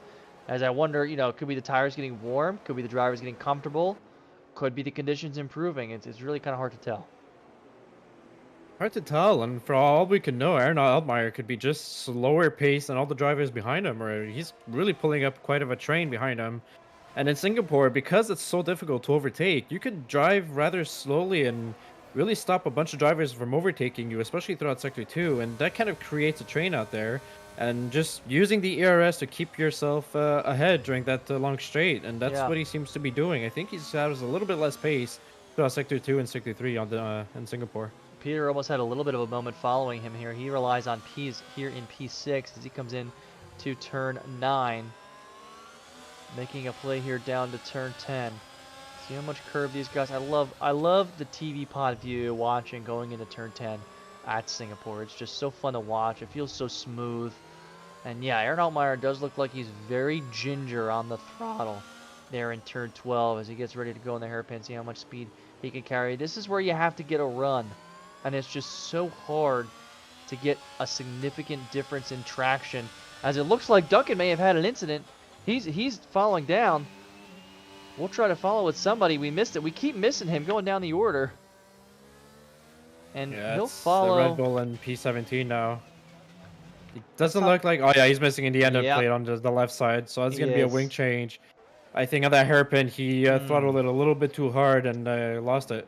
That's unfortunate. He was running pretty well. What that does is that gets Jeffrey Lawler up 8 spots now into P10. So his recovery race is well underway behind rival Maxime Beaulieu in the Mercedes. Right on his gearbox. Nice little train forming. A little bit broken up now. AJ Jackson has fallen about 1 second behind Peter Giordano. So the train broken up a little bit. Another incident is at Stelios. No, Stelios may have just lost a couple positions at once there, but Colin Edwards and Eric Carvalho just overtook him. As we're trying to keep an eye on the action on track, but something happened to Hudson Poole. We missed it, and something happened to Hudson Poole, and all of a sudden Cody Lawrence is leading the race. I was wondering. I noticed it was red up front, and I was searching for blue, but you said, yeah, Hudson Poole seems to have lost it, and he's struggling and almost loses it next to Major Castleman. Oh, that was almost dramatic, and there's also and I think that's Stelios in the back in P16. He's overtaken into the wall by Jeffrey Lawler. There's a lot of action there. I'm on with Maxime, and I saw that from the tail end. Jeffrey Lawler making some moves in the wet. Pushed down Hudson Poole. I'm on with Maxime, who had previously lost a position of it, and Jeffrey Lawler is flying through the field. He's up 10 spots. absolutely flying, and you could just imagine what that kind of driver would have done. And is that AJ Jackson who just Oh, sent the car into the wall right on the bridge? what a shame. That is just, man, we got to stop talking about the McLaren boys. They're going to get mad at us, dude. I mean, that's just heartbreaking. Well, He'll speaking of settle in. McLaren boys, we got Jason Pelter who's actually sort of like within a second from Cody Lawrence. So, I mean, that's kudos for Jason for that. Marc-Olivier Bastien completely dried up his battery, his ERS, a moment ago trying to keep up with Jason. Looks like he's recovered a little bit of it. And Aaron Altmaier is now in P4. Peter Giordano tied all over his tail end there. So, lots of battles all over the track, and it's hard to keep up with these Division 1 drivers at this point. Yeah, it is hard to keep up. I don't know. Did Hudson get damage? Have we seen him come around since that? He's not going into the pits. So if he does have damage, it's not enough for him to warrant a stop. Jeffrey Lawler up 7 spots now. He is in 7 spot. He was just at P8 before. No, that was the past, right? He passed Hudson and Maxine. Yeah. Unless someone else lost it. Oh, it was AJ. AJ had lost it. Yeah, That was the exactly. other spot. That was the other spot. And that's Singapore for you, especially in the wet conditions. You know, sometimes you don't really need to overtake a driver on track, but just the mental pressure you put on a driver in front of you, Yes. just following closely, hinting at overtaking him. And sometimes drivers will want to get on that ERS a little too early going on the outside of the corner, and that's what causes a spin. And I'm suspecting a couple drivers have done that. Yeah, a little bit of wheel spin when you tap on the battery too early. Even in the dry here at this track, right? Because you need to keep Yeah. that traction throughout on these sharp 90-degree right-left turns throughout the entire circuit. One guy who's done a great job of managing the mental game with Peter Giordano on his gearbox is Aaron Altmaier. Yeah, look, he's got 3.6 second gap between him and P3, but he's managed to hold Peter back very well without having any mistakes. He looks good so far in P4. Yeah, he's really solid so far, and he's haven't gotten great positions lately on his races. So to be sitting in P4, he must be happy with himself. And curious to see what's going to happen. Maybe eventually we're going to see Jeffrey Lawler coming up behind Alan Altmaier, and that could be a switch around between the two teammates. We'll see what they think, what they decide to do eventually. Yeah, it depends on how much pace Jeffrey shows as he gets through P6 and P5, and how easy it is to do the switch, because sometimes it can be even difficult to do that on this track. Let's hop on with Chase Wilson, who under the radar, first race in Alfa Romeo, has come up 3 spots. He's currently riding in P11, has qualified P14, as Jeffrey Lawler sets the fastest lap at 157.7. But he's looking good so far. Someone else goes into the pit, and that's Hudson. That's And Hudson. I wonder if he did have damage. Let's see if there's a wing change. He's going for inters. No, there's not. He's He's already making a out there strategic going play. for inters. Yeah. And he's actually the second driver to go out on inters. AJ Jackson had gone out before. And let's see how he fair. Oh, did he just hit the wall? I don't know if he hit the wall there coming Might out be from under the struggling a little bit. It could bridge. be too early. As Well, Duncan also going to the pit, so we're Duncan's seeing going weather in. change. We yeah, are.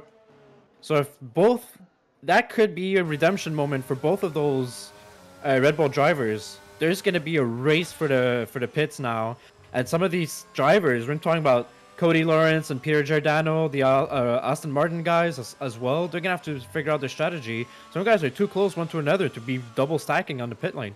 Yeah, they are. So, yeah, I'm looking at Cody and Peter Giordano, right? I mean, there's really only a 5-second gap between all of them. So they won't really be able to double stack. So Hudson Poole came out ahead of AJ Jackson. He's the lead runner on the intermediate tires, but quite a big time gap. I'm on with Marc-Olivier Bastien to see if he follows in the Ferrari and the McLaren, should they decide to dive in. Yeah, well, now the question is, when is the perfect moment to dive in? And that could explain some drivers maybe losing some grip earlier on, where the wet conditions have slowly gone into intermediates. We're seeing Stelios coming out of the pit lane also on inters. So far that's 4 drivers on inters, and let's see. And the leaders go Cody through. seems to be staying.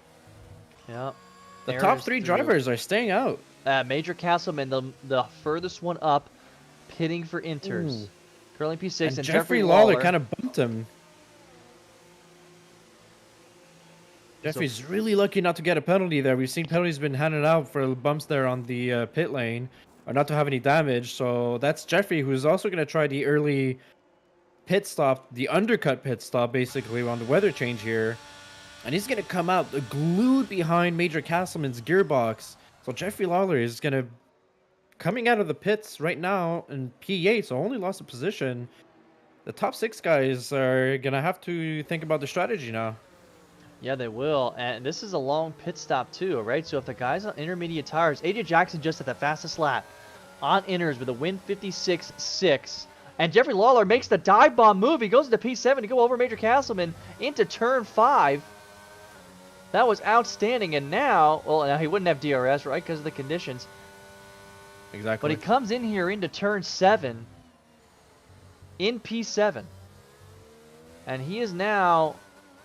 Man, that pit stop gap, though, is going to be tight. I'm just trying to do quick math. I think Cody and Jason may have about 5-second gap between him and Jason Pelter. They're quick. They got to go in. Let's ride with the Alfa Romeo here throughout Sector 3 because we can get a good view of both cars. Conditions look fine. I mean, they're going to have the grip, but they're not going to have a good exit speed, and they're not going to be able to carry as much speed through the corners as they would on the intermediates. Cody Lawrence is just about to come up to turn 22 there, so Yeah, it looks we like can he's see him. diving into the pits. There it is. Yep. And they're They're all all going following in. him inside. Oh, Mark Aaron Meyer is Sebastian. going to be closely followed by Peter Giordano. Peter's also going in, so they're going to try for the double stack, and I think the Ferraris are going to be able to make it work. Chase Keep has an to eye go out on again. that. Yeah, Chase has to go out again, and I wish I Oh, was there yeah. to discuss strategy because Chase should have probably pitted the lap before, right, to allow Marc Olivier the option to pit it when he wanted. So Chase, now the theoretical leader of this race, he has yet to pit for intermediates. He'll be the last wet tire runner, but he's got clean air ahead of him, right? So maybe he can gain up some time there. Let's see the battle in pit lane here. Who's the first one Jeffrey that comes Lawler is out? in P7. He's maybe going to gain a position. He's just about to come in right ahead of Peter Giordano, so that puts He Jeffrey did it. Lawler in P6. Wow, And he's coming now up behind Aaron Altmaier, his teammate. So that's what I was talking about. If there's a switch that's to be given, it might be now or maybe next lap on this straight. If they want to play that kind of game, because Jeffrey Lawler, he wants to be ahead of Hudson Poole as much as possible, and so Yeah, he far, does. He he's does. ahead of him. he's got a chance to win this race, John, the way he is flying. And I think if he can get close enough, they might do it. His intermediate tires are warmed up, right? Maybe they can do a little switcheroo. So they came out almost as much as they went in. Cody, Jason, Marc Olivier, Aaron Altmaier. But Jeffrey Lawler inserted himself between Aaron and Peter Giordano and is now in P6. He's up 12 spots since the start of the race. What a performance. That is masterful so far. 9 laps into the race. Really curious. And Aaron Altmaier had a little bit of a moment there and had a little bit of a slip up. And suddenly he's got his teammate all over his tail end. Yep, So let's see if they let it happen here. I think they will. Oh no, are they going to fight for it? Is he going to let him go? Jeffrey Lawler using the let him ERS. go. He'll make it clean. So he'll make it clean. That's a Jeffrey great Lawler move up by to both those P5. drivers. It is. And I'm curious to see if that 5-second gap between him and Marc Olivier starts to shrink. Chase Wilson. And the Jeffrey effective right leader. now doesn't have to worry about his rear because Aaron Altmaier, he held up quite a train for the first part of the race so far. He could do it again, and guess what? He did that during the entire race against Peter Giordano, and Giordano once again has got his nose glued to Aaron Altmaier's There it gearbox is. once again, and he's got to be annoyed at that. At some point, he's going to try to make a move for him. Yeah, he's right there. He will start to make a move. I'm on with Maxime right now in the Mercedes. The reason why I'm on is because if my rough math is correct, it's possible we may see Chase Wilson come out and around. And the Alpine had a moment. Maxime tries to pass Major Castleman on the right-hand side, and he does. Maxime takes P9. Major Castleman in P10. There'll be a battle coming out of pit lane. Will he catch up to Chase Wilson? No. So Chase Wilson comes out right ahead of Maxime Beaulieu. He's got his fresh inters. The Alpha's looking good right now in 3 and 8. And Hudson Poole, Peter Giordano, will try to chase down and overtake the defensive wizard that is Aaron Altmaier. Yeah, a bit of a moment for Major Castleman there. He's not having the best racing he's able to get And Duncan McCamick has just set a fastest lap out of 156.5. That's a great league lap. admin who earlier was telling people to get out of the way. Well, he got out of the way for most of the drivers now. He's sitting P16 currently. He's in P16, but he's still got the pace, right? So as I mentioned, I was on with Mark Olivier. He was right on the gearbox of Jason Pelter, too. What we've seen, that gap that was 5 seconds, Jeffrey Lawler has cut it down to 3.5. So the Alfa Romeo, Mark Olivier Bastien, has to get through Jason Pelter if he has the pace, because he may not hold off Jeffrey Lawler for long. Yeah. That's another dramatic moment there for AJ Jackson. He's sitting in P14. He had a little bit of a moment, and he's missing, I think, his right end plate on his wing. So he's going to have to go back into the pits and fix his wing. You cannot race in Singapore missing a part of your wing. No, and he's there learning it is. the hard way. It's off. Yeah, you could see it on the broadcast view right there. It was Yeah. nice. And so AJ Jackson started off hot, great quality, tough race so far. Some guys You have done... mentioned earlier about Jeffrey Lawler being able to cut down the 5-second time between him and Marc-Olivier Bastien. Well, he's in the sub 3 seconds right now.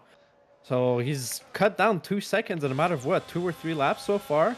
And Yeah, Bastien's Jeffrey- all over the there rear of it is. Jason Pelter. That's the fastest lap, 155.6. So conditions are improving, drivers getting comfortable, and Alpha's stuck behind McLaren's here as Cody Lawrence starts to run away with it. He's got a 4.7 second gap to Jason Pelter, who's currently riding in P2.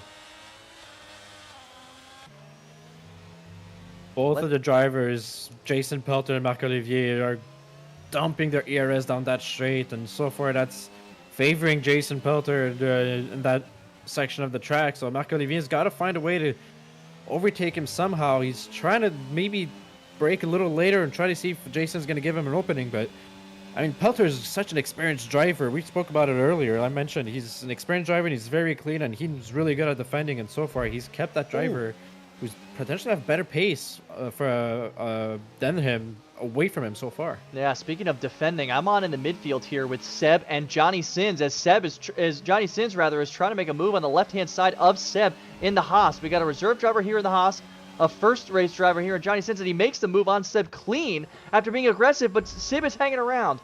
Pat into the Singapore Sling. They're going to go over the bridge. He's going to lose it. He's currently in P13. That was some hard, clean racing in tough conditions here from some new guys. And Seb drives down the inside of the hairpin. He turns over Johnny Sins. So I was just talking about clean racing. And unfortunately, the Alpha Tauri got caught up and had to get turned around. And man, he got around pretty quickly there. I'm not sure if he was able to just throw it in reverse and do it, or if there was a little reset the track action. I'm not sure, but that was quick, and that was some good midfield action. Yeah, and it's not over yet, and I think Johnny Sins is going to come back at him. He's all over his gearbox already. He definitely has better pace than Seb, and Seb, unfortunately, tried the dive bomb in a hairpin where you just don't do that. You knew Johnny No. Sins was going to close the door there. Johnny course. kept it as clean as possible, and he's like that. You could clearly tell there's better pace for the AlphaTauri, and he's all over his rear so far. Yeah, he is. Let's see how much he cuts that curb nicely. He carries a lot more speed. It's not going to be enough, though. They both have certainly drained their batteries. Oh, I take that back. Seb is near full battery, whereas Johnny has tried to use as much battery as he can to make this pass clean. A little bit in the chat Jeffrey there. Lawler, Seb, just will I keep real moving? quick, he's 1.2 seconds off of Marc-Olivier Bastien. Yeah, whereas Duncan McCamick as well is trying to take advantage of that clean air, and he is booking it. He just set another fastest lap himself. I think that was a 154.3. So there's a little train behind him still between his teammate Aaron Altmaier, right? 6.2 seconds behind Jeffrey Lawler, but right behind them we have Peter, Hudson, and Chase in the Alfa Romeo. Chase Wilson hanging around nicely with the former champ. Seb Colin just had a Edwards. moment. I was keeping an eye on him. I didn't see if it was a contact with Johnny Sins, but he had a moment, and so that battle with the AlphaTauri is done. And I think Seb, no, it doesn't look like he's got any damage currently, so it was just a little bit of a spin. Yeah, his teammate just went and retired in the pits, so something going on with Colin Edwards, and he will be out of tonight's race. Jason Pelter doing a good job. He's built up a little bit more of that gap, right? It's about 0.7 of a second, really close to it. He tries to hold off the Alfa Romeo and prevent Cody from running away with it, but Cody's got almost a 6-second gap now between him and Jason in P2. I'm trying to inquire here. Maybe if there's an engineer that'll answer me in the main chat, but I'm trying to see if when the dry weather is gonna come, because we've seen a full wet start. It's got into intermediates, and I'm wondering how long is that gonna last. That may affect strategies for the rest of the race, most definitely. Yeah, it could. Nice train for him. Maxime now is at the party. He's behind Chase Wilson, going for P8 after making the pass on Major Castleman a few laps ago. Cody may have had something. He's just lost almost a second and a half in that gap. And let's hop in with Jeffrey Lawler because he is one of the fastest men on track as Duncan McCamick just keeps sending in heater laps after heater laps. Sorry, that was a 153.1. I think the track evolution is going to allow these guys to go faster and faster as it progresses, because some guys are 5-6 laps into the intermediates and they're still setting faster times or fastest times under this conditions. And action there's here a in battle sector with Peter 2. Hudson. Yeah, a little bit of wheel banging there. Now Hudson backs off. We'll see if they do anything here into this lane. They do pass the hairpin. Oh. Hudson with a little bit of bump, but he was able to make it tight enough to be clean. He'll have to concede there and stay in P7, but Not over. not over yet. Hudson's going to make a dive. He's on the inside. They both keep it clean. Peter gets squeezed a little bit. Got to be careful of track limits there. There's a yellow in sector 3. Hudson Poole trying to keep the move. He's got the inside line here, but he'll have the outside line here, and Peter may be able to make it stick. No, they're side by side still going under bridge. And that's where Hudson has to concede for the moment. Wow, that is top tier. That's top tier, and it's just the beginning. These two are going to go at it. Two of the most highly skilled drivers we got in this league, just battling out in the tightest track of Singapore. Chase Wilson's got a front row seat to all this action, but we'll hop back on with Hudson to see if he tries to make a move into turn 1. Just a masterclass in car control. As the one and only Johnny Sins fastest lap, 52.9 in the Alpha Tauri. He's currently in P12. So yeah, Seb was holding him back on pace, that's for sure.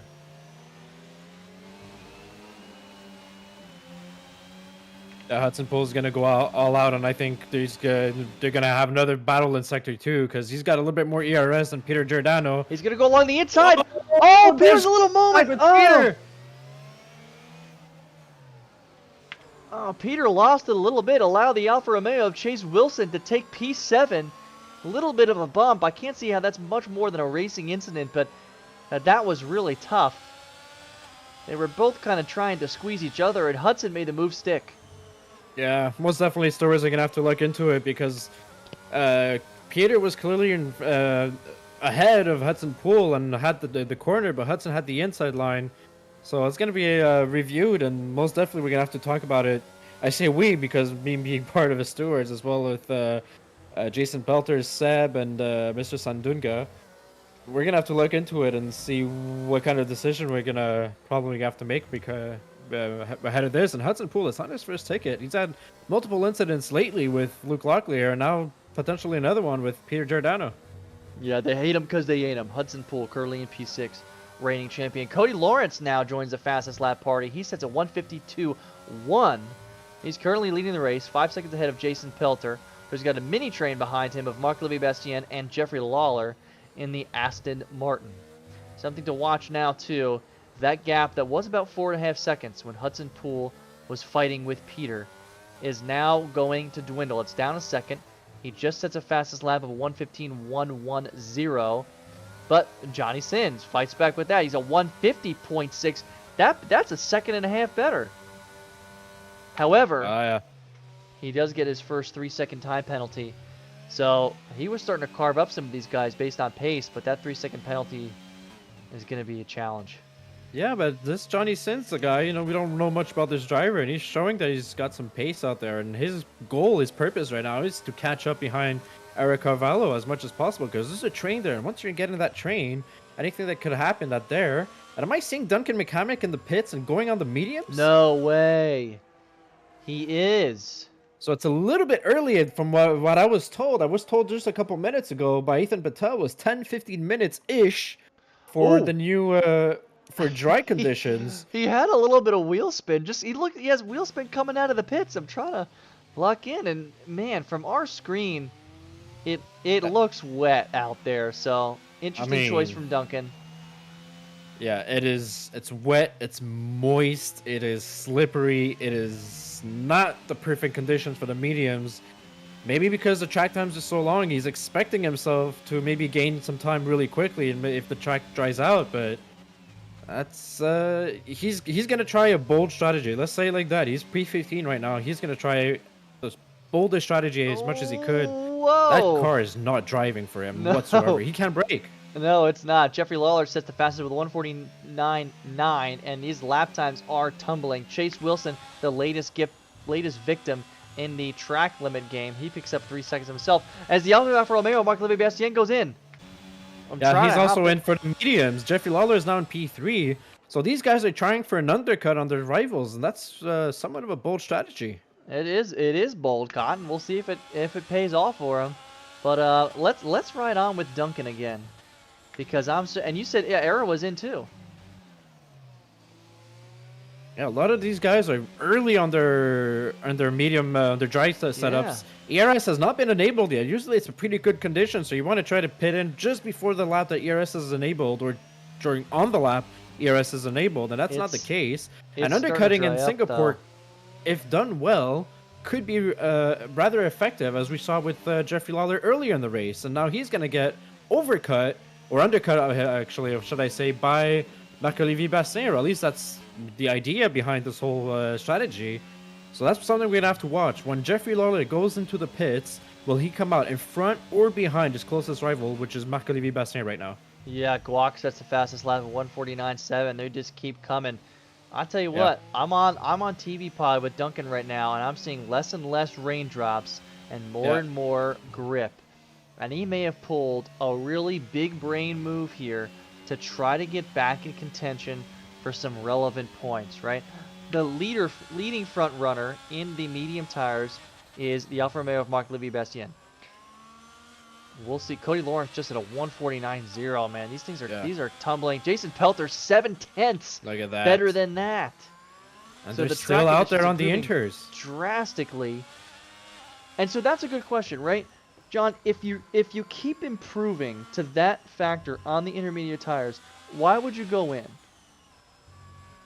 I mean, clearly, as we saw earlier, Guac had a fastest time, and the track evolution is happening quickly. You don't expect in Division 1 to see Williams, with all due respect to Torres over there, you don't expect the Williams to have the fastest lap in the race. Right. So, and I think we're having a pit stop race, and that's Aaron Altmaier that's just got into the pits, and followed by Hudson, Nova on the hards, and Peter Giordano, Max Imbolia, and Major Castleman.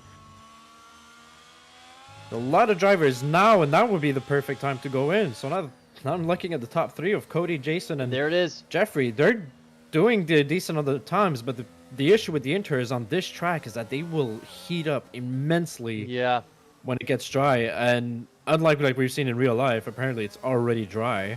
Took about 4.5 seconds. Yeah, it did. Duncan with now the fastest lap on medium tires, a 1:46. 1:46.8. Now, it's about a 27-second long pit stop here. So, there's about, I'm trying to, let's take a look at the gap to the leader now. Right, Marc-Olivier Bastien is about 30.8 seconds ahead, or behind Cody Lawrence, rather. For him to take the lead of the race, that's really got to be around 27, right? So we'll see these guys. Marc-Olivier is going to be ahead of Jeffrey Lawler, maybe even potentially ahead of Jason Pelter once these guys go in the pits, as everybody's going to the pits right now. I think he will be ahead of Jeffrey. I think he will be ahead of Pelter. I think the question is, how much time can he eke out in this lap to be ahead of Cody Lawrence? Can he do it? Let's ride on with him. It'd be an interesting one. Yeah, this is the time to use the battery. He carries so much speed there through the last turn. He sets the fastest lap of a 1:43.181.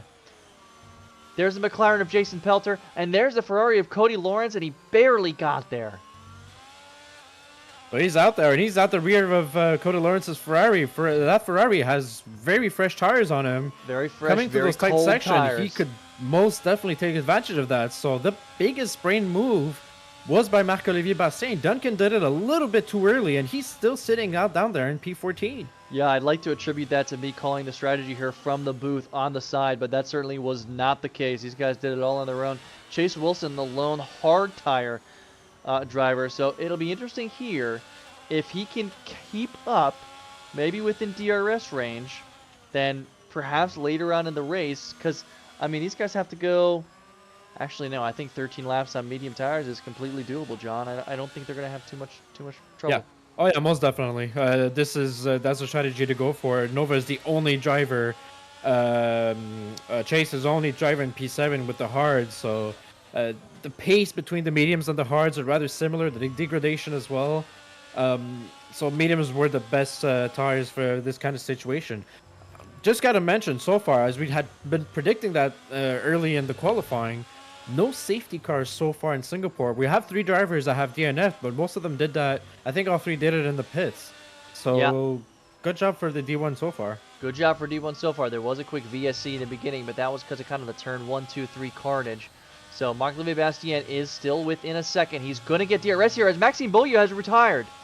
Oh, Maxime Beaulieu is retired. Let's hop in with Seb to see if we can see the carnage. and that's a full safety car. It is! So Seb has to Oh slow my down goodness, for the Delta. Maxime Beaulieu. The driver felt so confident. Oh, he's out there in the wall. I think He must have locked maybe up. had contact. Yeah, either locked up, had contact. I'm thinking maybe he ate a little bit too much of that curve and it threw his car off a little bit. And when it suddenly gripped, he went right into the wall. That's unfortunate for Mercedes. We usually talk about Mercedes having such good pace during the race, gaining positions. And that's really unfortunate. It's going to be Eric Cavallo alone to gather points. Maxime Beaulieu is out of this race. Yeah, that's tough, right? I mean, we're about 60% of the way through the race, so Maxime will not get points. Duncan McCammon gets a really tough 5-second penalty for speeding in pit lane. What is he in pit lane for? Did he need a wing change? Or he's going back in the intermediate tires.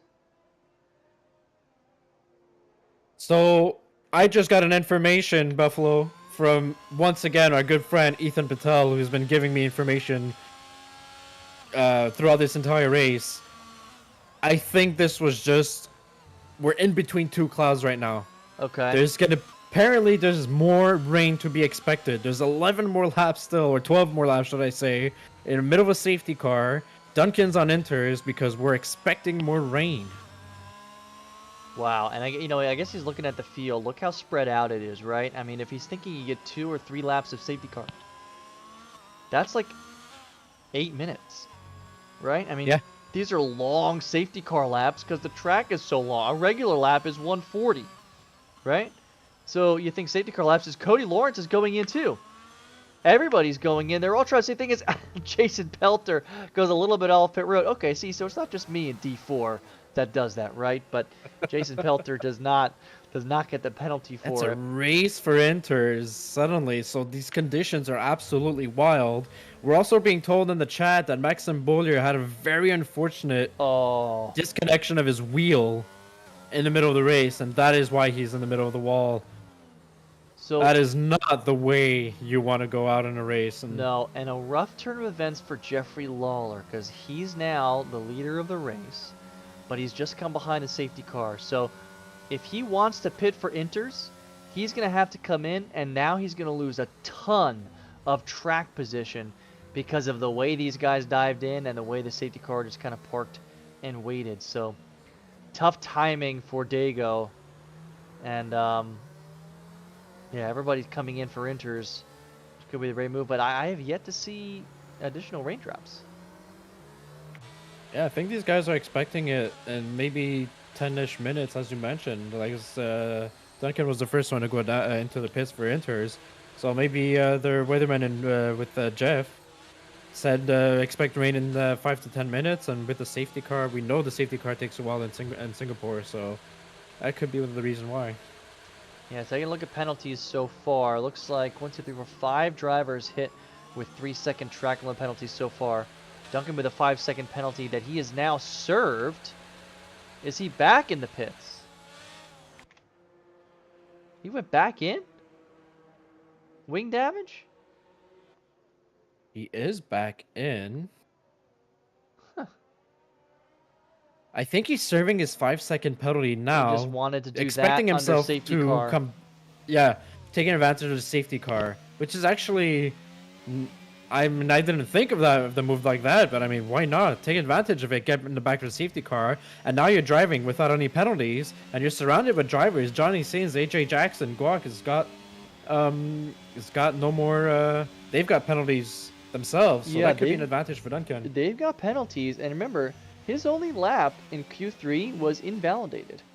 He has shown a lot of pace, both in the wet and in the dry, the entire night.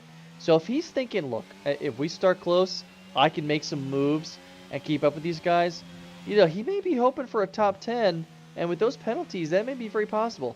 Chase Wilson goes in for inters, Hudson Poole goes in for inters. They'll fall into P10 and P11 respectively. Or, sorry, Hudson P10, Chase Wilson P11. A little bit of inversion there in pit lane. Yeah, curious to see how Jeffrey and Era are gonna handle. And I think the rain's starting to come down now. The first drops, and usually a guy like Era is the first one in the pits for inters. We've seen that multiple times this season, and now he's staying out. So I'm really curious to see why they're doing that kind of strategy. Yeah, I'm not sure. I wonder if they'll dive in. It's possible safety car could come in this lap. I think 1 through 9 are bunched up pretty well. Hudson and Chase are right behind. Belmack in, and then we're just kind of waiting on the Haas of Seb, AJ Jackson, Duncan, and Joaquin Torres in the Williams in P15, about half a lap behind.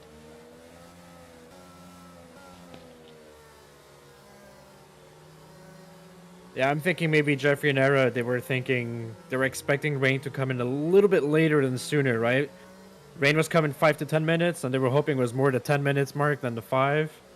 And maybe create a gap between the other drivers with the inters, but now it's a complete opposite situation that's about to happen here.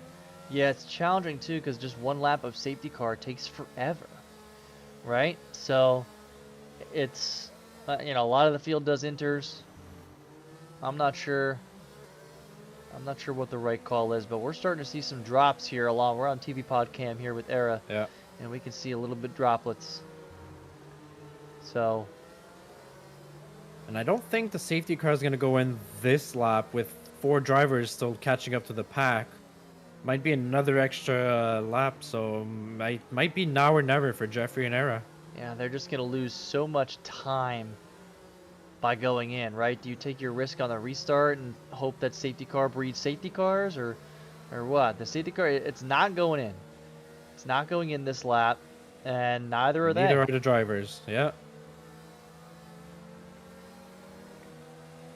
So 4 DNF so far, 15 active runners, 2 currently on medium tires as we see a little bit of drizzle start to happen.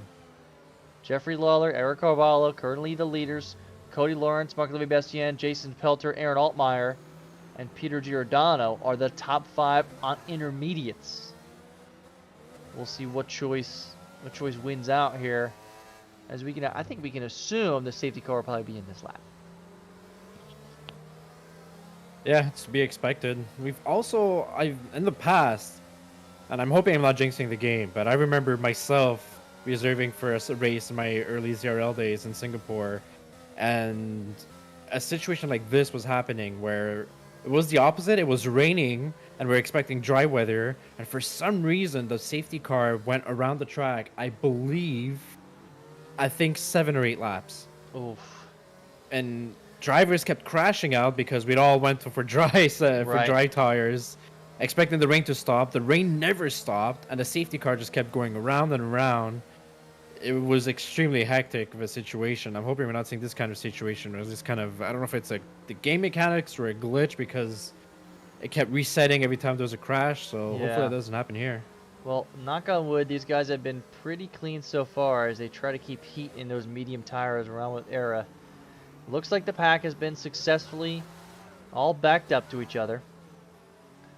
Oh, his Era almost has a moment there. Careful now. Maybe he's starting to slip and slide a little bit. Yeah, those medium Safety car tires this are lap. probably cold too. Safety car isn't there in this lap. And what doesn't help for the dry weather drivers especially is that with the safety car you don't have DRS available for the next 2 laps. If I'm not remember, on the 3rd lap it's available. Right, so they need to make it stick. They can't rely on that Yeah. to keep them up at the pack. Their goal is to pull away from the intermediate drivers as much as possible to give them that gap for when they pit for their tires. But I mean, I don't think that's going to happen until with this rain currently. And if it gets worse and it gets more wet, it's not going to happen for the rest of the race. Yeah. It's tough. We get here through the tricky technical sector 3 section, as they start coming around. Jeffrey Lawler will try to make a gap. He looks like he gets a pretty good run. They are definitely off. He's in. We'll see if Era has the grip. Let's hop in. Let's hop in with Cody and see if we can see him gaining ground. It's still just spitting out there, but I don't know if I'd want to be on the medium tires there. Cody, no fear over the curbs. There's already been an incident. Major Castleman. Yeah, On his tires were P15. too cold. His tires were too cold. He tried pushing it on that turn 1, or turn 22, should I say. And he lost it. Well, now his tires definitely got some heat in them. Yeah, that's a way to get him hot right there. We're on with Cody as he's losing a little bit of time on the straight to the guys in the medium tires. Another yellow in sector 1. It's Major Castleman again as he's had another incident. That's an end plate that's missing. So that is how to ruin your race in 3 corners. Brought to you by Major Castleman. Yeah, that's a little bit of a tough break for Alpines, and of course the legendary Luke Locklear Thermo race ban. Right, he's very clean driver, just a lot of incidents involved in, and somehow racked up 12 penalty points and got the race ban. So Cody Lawrence not really closing the gap to Era as much as I thought. And I don't know, is this going to be the extent of the rain? Is it going to get better? Is it going to get worse? We don't really know. But, you know, with a driver like Cody, no offense to Era, he's got incredible pace, but I would probably be expecting that gap to shrink a little bit quicker. Yeah, so dry tires seem to be the better performing tires so far, and you'd expect the opposite with only 2 out of 15 drivers on the dry tires. So I think maybe drivers behind are expecting the weather to get more wet, and eventually these guys are going to switch the tires around. But Jeffrey Lawler and Era are actually pulling away from the rest of the drivers so far. Yeah, they are. I think we have big brain moves from the Aston and the Mercs. I think that's what we have there. As we see the guys in inters, as Peter is getting really close to Aaron Altmaier, and he's going to see him maybe make a move on the inside of turn 1. In the inters, he does. He makes it really clean. Aaron Altmaier maybe backs up a touch and lets it go, but I think that was a smart move, because if he didn't, I think he would have been sent spinning. The entire race, we're lap 24 out of 31. The entire race, Peter Giordano was stuck behind Aaron Altmaier, who's been Yes. defending like crazy. And finally it gets by him. So now Peter Giordano's loose. Let's see if he could catch up to Jason Pelter. Major Castleman has just retired in the pits. Now, we're not 90% of the way through the race, so he won't get points for tonight. Maybe out of frustration. That's disastrous for Alpine. A driver with a race ban and the other DNFs doesn't get any points. There's two races after here. We've got Japan after this, and the season finale is going to be in the USA. So It is. It's Chase Wilson almost has an incident over bridge as soon as we hop in on him. He caught it though. He went left, he went right, the rear end going everywhere, and I think his life just flashed before his eyes. But he stays in P9, and he's fighting with Hudson Poole to get further up the field. I'm really curious to see the tire times, as much as for the dries as for the inters. It's just a very light drizzle right now. It doesn't look like the inters are really gaining in grip for now. And Jeffrey and Era just are continuously pulling away, and They are. they're going to need a lot more gap between the drivers behind them to be able to pit and still be competitive in the race. Yeah, as Hudson just get a 3-second penalty. We're on with Chase, and we saw that. He lost it. Man, it almost... Let's hop in with Era right now, or actually Jeffrey, rather, and see how his grip, because we're seeing guys with inters slide all over the place. And I think it was someone in chat who mentioned that the inters are going to overheat. Oh, it was the GOAT, Barney Goatmere. And maybe he's right, because they're slipping and sliding a little bit. And I wonder if these drives are really that much better. Honestly, I think to a certain extent, both of these drivers' tires are slipping a little bit. I mean, I'm seeing Jeffrey, he's being a lot more careful on the throttle around the corners Hudson's here. got an incident. Sorry to interrupt. Hudson's got an Yep. incident. Oh. Let's hop in with Duncan. I don't know if it's a broken wing or something. We can't You're see it on the right. right-hand side.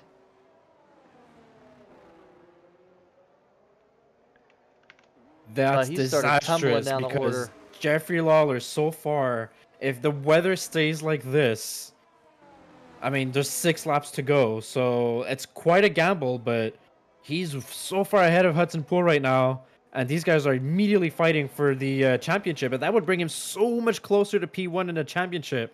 Yeah. It's hard to tell. You know, from the broadcast view, I can't see if he has wing damage. It does not look like it so far. It doesn't look like it, no. But His wing Cody is Lawrence- fine so far, and he's got penalties on top of that as well, so he's going to have to work extra hard. We got the first pass, though, wet on dry. Cody Lawrence making the move on Eric Carvalho. Eric flies into P3. Cody made it look pretty clean. And now, this will be a huge test, John, because now I'm wondering if Cody Lawrence can start to make up time on Jeffrey Lawler's. Eric's going into the pits, and I think he's had enough of the mediums. Yeah, it looks like it. So is this just a question of whether or did Arrow was not feeling too comfortable with it? And now the other question is, if you're Jeffrey and you know Cody Lawrence is coming, and do you pit and try to race drivers, or you I stay don't out know, on the man. dries and defend your position? And we've seen those kind of situations happen. Remember Belgium a couple weeks ago, where guys stayed out there and was wets versus inters. Well, this is kind of situation. Jeffrey's the only driver out there on mediums, and he's losing time to Cody Lawrence, if I'm looking right. Yeah, I think he is. He's lost about a second in maybe 2/3 of a lap, right? Sector 3 of the last one and Sector 1 of this one. He's lost a whole second. Jason Pelter currently in P4 behind Marc-Olivier Bastien, chasing that all-elusive podium. I don't know if he'll get it here. He's got Peter Giordano hot on his gearbox, who's put a gap on Aaron Altmaier. Man, as he wanted to see that through the entirety of the race. Chase Wilson has raced nice so far. He's up to P7 in his debut in the Alfa Romeo, showing a lot of pace too. Now he, a different Ferrari-powered car, is stuck behind Aaron Altmaier, and Chase is looking for P6, although he does have a 3-second penalty, so he'll have to make the pass and pull a gap for that position to stick. And I think, John, sorry, I think Jeffrey's going to have to go in here. And in just about a full lap, we've seen 3 seconds go away. Yeah, And it's time. It's changed very drastically on him. He's got to go in. There's no way to defend. You'd He think might maybe you could DNF. stretch out for 5 laps. And then you put yourself at risk of DNFing, and that is not what you want. He's staying doing out it. there He's again. staying out. I mean, he might just have to start conceding positions here, because right now you need to get the car home. I think that's his objective, and he's maybe looking at bringing it in the top 5. Probably his engineers let him know that Hudson Poole had a moment, and he's sitting in P11 now. So He that could be almost why. And lost there you it go. Cody there. Lawrence takes the lead of the race right now. Yeah. Oh, it's the Alfa Romeo on his butt. He's gonna get the grip coming in. Jeffrey has another moment. He's lost 2 positions now, and Jason Pelter, currently in P4, is watching all this unfold ahead of him. Trying to get Jason P3. Pelter is looking at the gearbox of Jeffrey Lawler, and Oh, all let's he's thinking go. about right now is his first podium finally. Will it happen? He's got 4 laps to make it happen. This is he the might time make it to make happen a in the move. next He's corner. got the grip here. There was a little bit of squeeze, but no, he's going to have it. And Jeffrey has to concede it. Let's hop in with Peter Giordano when he loses it, and Jeffrey is tumbling down the order. He should have went in last. Let's see what's going on with Aaron Altmaier. He He's- sees his that- teammates struggling up ahead. Yeah, he was expecting or hoping the weather would change too late, and he's been waiting out so long so far. He could have, maybe after the safety car, 1 or 2 laps was fine, but now he's really shot himself in the foot. His teammates taking him over. He's got absolutely no grip. Chase got to be and when he's careful gonna come here. out of the- He makes a move. Oh! There's a little bit of contact. I saw it Yeah, unfold. it was. I knew he was He's going gonna to get dive behind bomb. Hudson Poole when he pits. He is. He's going to get behind Hudson Poole. I mean, right now, Jeffrey's just fighting for maybe P13, maybe P14. He has to go in. Let's head back to the leader. Cody Lawrence now 7/10 ahead of Marc-Olivier Bastien in the Alfa Romeo. P3 right now, the McLaren of Jason Pelter, a ZRL favorite. Love this guy around here. AJ Jackson with another 3-second penalty. I believe that's his second. Peter Giordano, though, haven't seen him on the podium in quite some time. He's had a pretty good season so far in the Ferrari. Lost his teammate Ian Krieger. Got another teammate, outstanding one, in Cody Lawrence, currently leading this race. He's gotten by Aaron Altmaier, who had been holding him up for quite some time. And we'll see if he starts to fight for P3. Let's hop in with Duncan now. He's about to make the move on Jeffrey Lawler. Here we go. Jeffrey didn't pit again, dude. I just noticed that. I thought for sure he'd go in, so I hopped off. He's still on his medium tires. Yeah, he's becoming a danger on the road right now. I mean, his closest rival Hudson's right behind him, and if he's not pitting, he's out there on the mediums. And I mean, that's a strategy call on his end, but he's lost 10 positions in a matter of 2 laps. He's still got 3 more. Yeah, 3 more to go, and there you go. Yeah, He's there you go. thrown his race away completely in a matter of 2 laps. He has. It's a And shame. There's he's no got to way. feel gutted completely. Whether he pits, he's lost a lot of positions. I think this is even a worse decision than pitting. Yeah, I think he's out. There's been a ton of storylines unfolding, right? Remember AJ Jackson? Couple of incidents, qualified great. Well, he's currently sitting in P8. He's got a 6-second penalty, but that still could be a really nice recovery race for him. Ahead of AJ Jackson, the Williams of Joaquin Torres doing really well, riding in P7 right now. Gotten through all these terrible conditions, mixed conditions through the outrace. He's made the right decisions along with a lot of members of the field. He's in P7. Chase Wilson, 3 seconds penalty for him. He's currently in P6. He'll be held behind Aaron Altmaier for quite some time. Aaron's been really great at defending, but I think with the penalties, Chase may be able to stay there.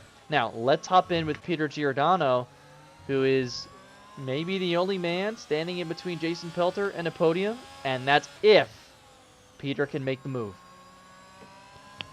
Yeah, most definitely. Just a couple laps ago, we were talking about a potential win for Jeffrey and how that would impact the championship. Suddenly, that's completely reversed. It is. And yeah, gotta give it up for Joaquim Torres, who sitting in P7 in a Williams. So far, wasn't having the greatest of races. Safety car was able to bring the pack. He had spun out a couple times as well. And sitting in P7, I'm sure he's really happy with himself if he could bring it home. He's got 3 laps to go. And that's what goes to show. You saw a couple of these guys just kind of pull into the pits and do it, right? But I'm just saying, let's say if you're, Maxime's wheel disconnect, but you're Major Castleman, right? And you were sitting in P15 and all this stuff happened. I mean, moves can be made. Joaquin has played the endurance game today, right? And there's been a war of attrition, and he's done really well. And he certainly deserves to be where he's at right now. Yeah, I don't think I remember the last time I saw a race from the guy started P19, ended up P1 during the race, and is now tumbling down the order. And if there was more drivers on the track, he'd probably be looking at P17. He'd probably be looking at P19. Yeah, let's hop in the tires right now, and he's still on them. He's on the 11-lap old mediums, and I don't think that he's going to be able to. I don't even think he's going to be able to hold off Seb and Johnny here because he's just nursing that car around the track. Cody Lawrence It's a bit with of a about lost second gap. cause at the moment. Yeah.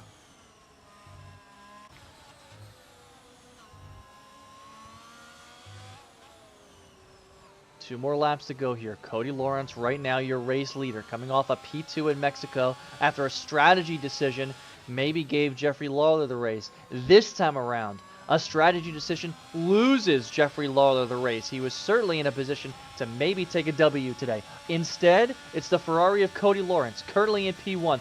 Marc-Olivier Bastien in the Alfa Romeo P2. Jason Pelter, P3, fighting off Peter Giordano, who is in P4. Got about 1.5 laps to go. Tricky night here in Singapore. And these guys got to be tired. I mean, this has been not only an emotional roller coaster, but a physical one as well.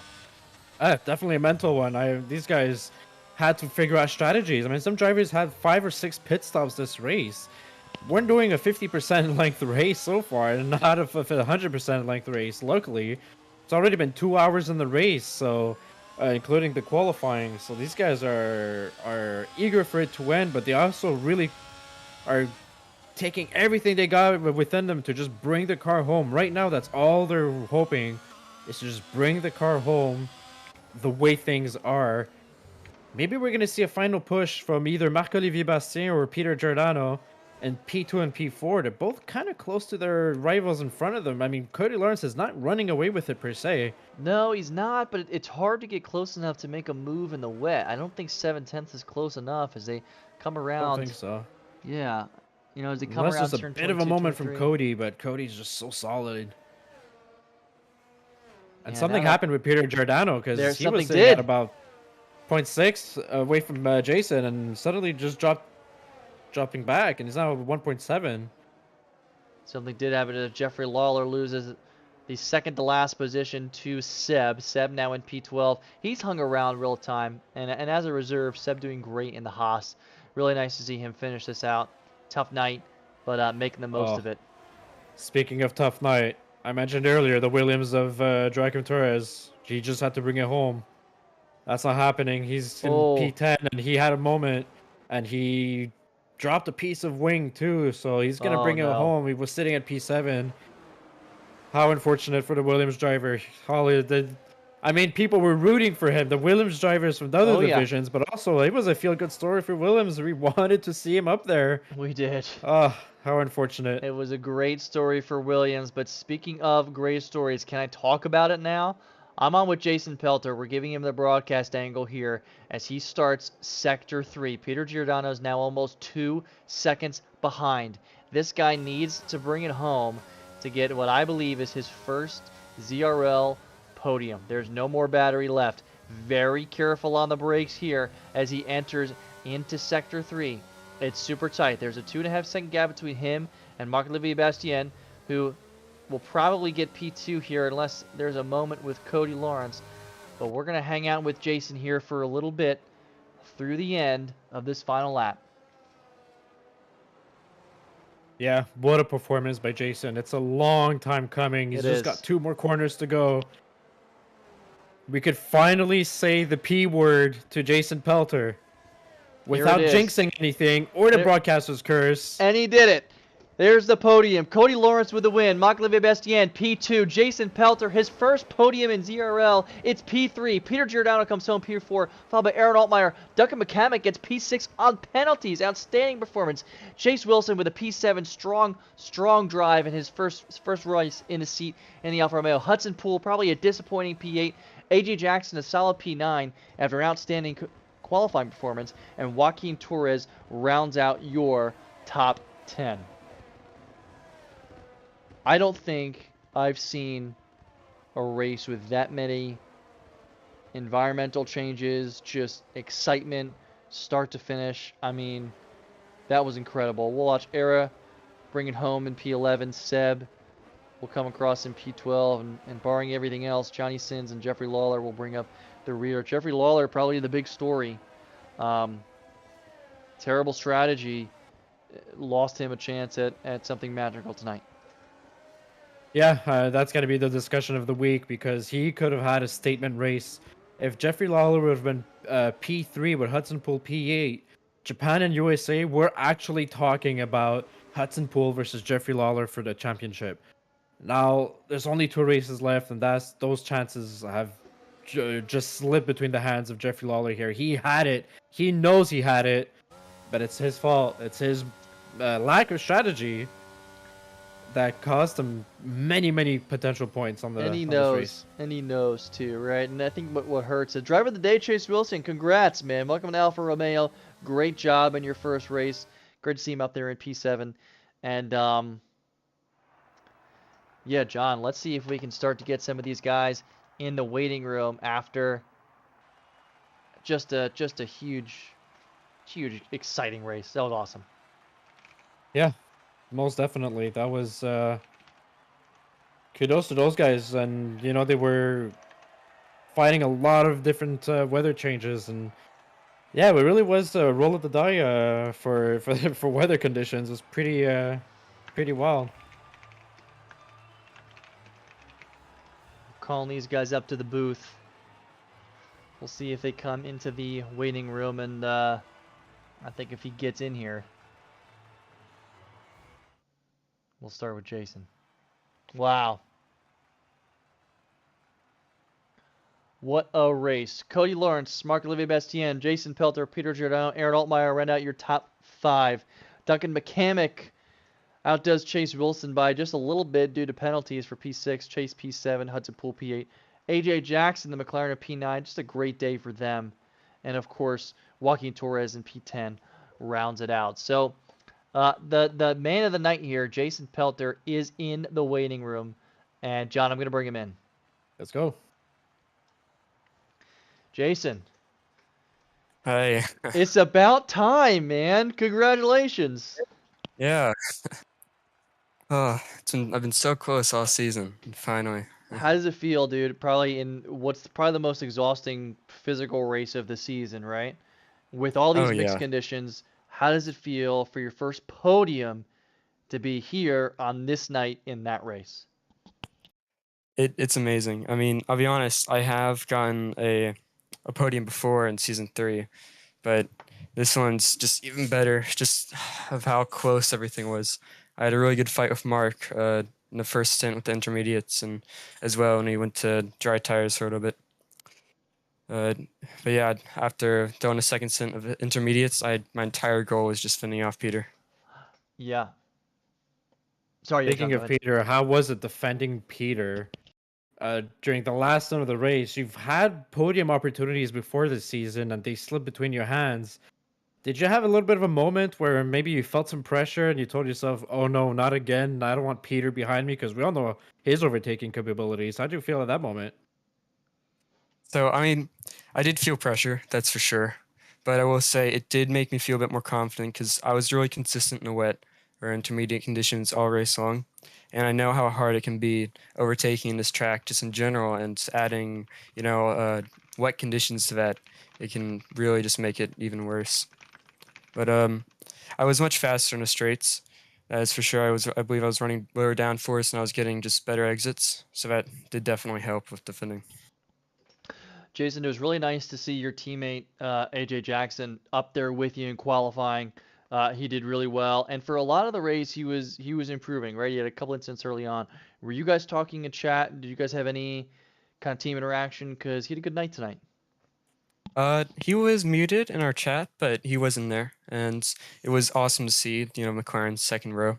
This is also actually my best qualifying Really? position. Yeah, I've gotten P5 a few times before, but just in general qualifying, I've never been that great. But this is it's been an awesome night just in general. Yeah, man.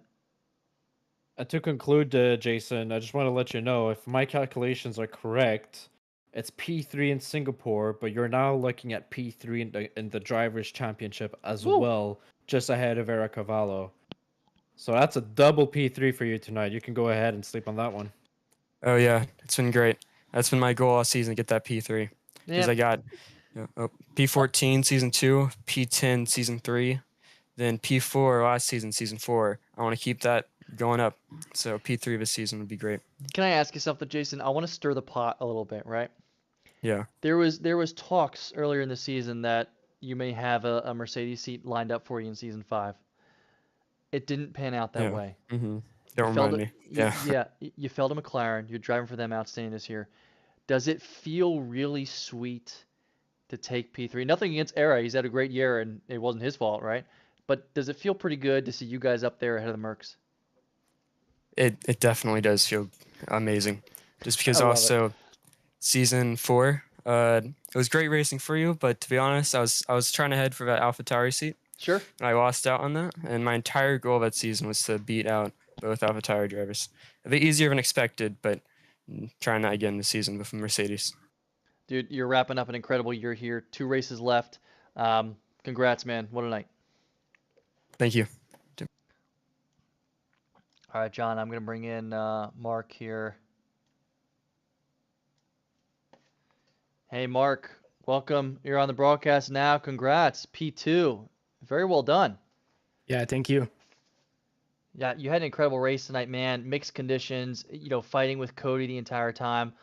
A lot of different strategy calls throughout kind of weather, wet, dry. Were you communicating with Chase at all in the chat? Were you just kind of doing follow the leader, whatever Cody does, I'm gonna do? What did you kind of do tonight? I went for the medium earlier. I took a gamble and it paid off, so I was happy about that. After that, on the wet inter, I felt like I was quicker, but I just couldn't pass anyone. I had no straight line speed, so I was stuck behind. But P2 is a really good result for me. Marc-Olivier, first of all, welcome to the broadcast for the first time since you started racing here in ZRL. P2 in Singapore, there's only 2 other races, and we know you started the season a little bit late. Is this your statement race tonight, or is there more coming from you? You think you could get a win within here from on the end of the season? I hope so. But I know there's some pretty quick driver here. Maybe I will go for another podium, but I won't go for the win. No, I don't think. Anything could happen, all right. Yeah, I think you can. Marc-Olivier, how do you feel about Suzuka and Coda next week? I gotta be honest, man. I'm a D4 driver. I've been looking at your time trial times in Suzuka in the wet, and I'm only about 4.5 seconds off. So I think I'm coming for you. But how do you guys feel about those 2 tracks closing out the season? I really like Kota. Suzuka, I don't like it, but I think I still have some pretty good time on it. But yeah, looking forward for Kota. I think it's one of my best tracks in the game. I agree, actually. I prefer Coda very much, and I like it a lot. Suzuka, I could take or leave. But Marc-Olivier, thanks for coming, man. It was great to see you in P2. I love that you're driving for the Alphas and the team. I'll see you next week. Yeah. Félicitations, See you Marc-Olivier. guys. Merci. All right, John, I'm going to bring in Cody here to wrap it up. Cody, welcome. I think you called it last week that you kind of had a chip on your shoulder. You were ready for Singapore. You brought it tonight, man. Congratulations. Thank you. My shoulders are completely dead after that race. Like I literally took my hands off the wheel and my both of my shoulders just like cramped. Yeah, I was I gave that everything I had. I mean, it showed, and you had to fight off some quick guys, both fighting with Marc-Olivier Bastien, fighting with Jeffrey Lawler at the end, who made a really interesting strategy call. Were you and Peter talking about strategy the whole time tonight and kind of go back and forth? Yeah, I mean that was really the cornerstone of today because we had dry, wet, dry quali, and then we had the wet, dry, wet race. It was just you had to be on top of things, and oh man, I'm trying to gather my thoughts because I didn't think I had the pace to win that. I really was struggling all race. I don't think I've been more sideways in a race in Singapore than that one tonight. Like I was fighting the car from lap 1, turn 1 to the final corner last lap. Yeah, we saw a lot of drivers struggling with their cars, keeping it in the corners, as you mentioned. And other drivers going for really interesting strategies. We saw Jeffrey Lawler go from P19 to P1, and eventually you overtook him because he was still on the medium tires out on the near the end of the race. Was on the medium tires while it was raining. Then at some point during the race, seeing so many different strategies going on during the race and so many pit stops, did you ever doubt of your strategies? Well, actually, this is the perfect segue to say Labib won me that race. He called that pit to enter under the safety car. I was doubting it, but I put my faith in him, and I will confidently say Labib is a D1 winner tonight. He called that race perfectly and won and got me the win. I loved it. Awesome to him. He did it. He's such a crucial member, not only of the Ferrari team, but also like of the Ferrari alliance thing we have with this stuff, right? He helps out the Alphas, he helps out the McLarens.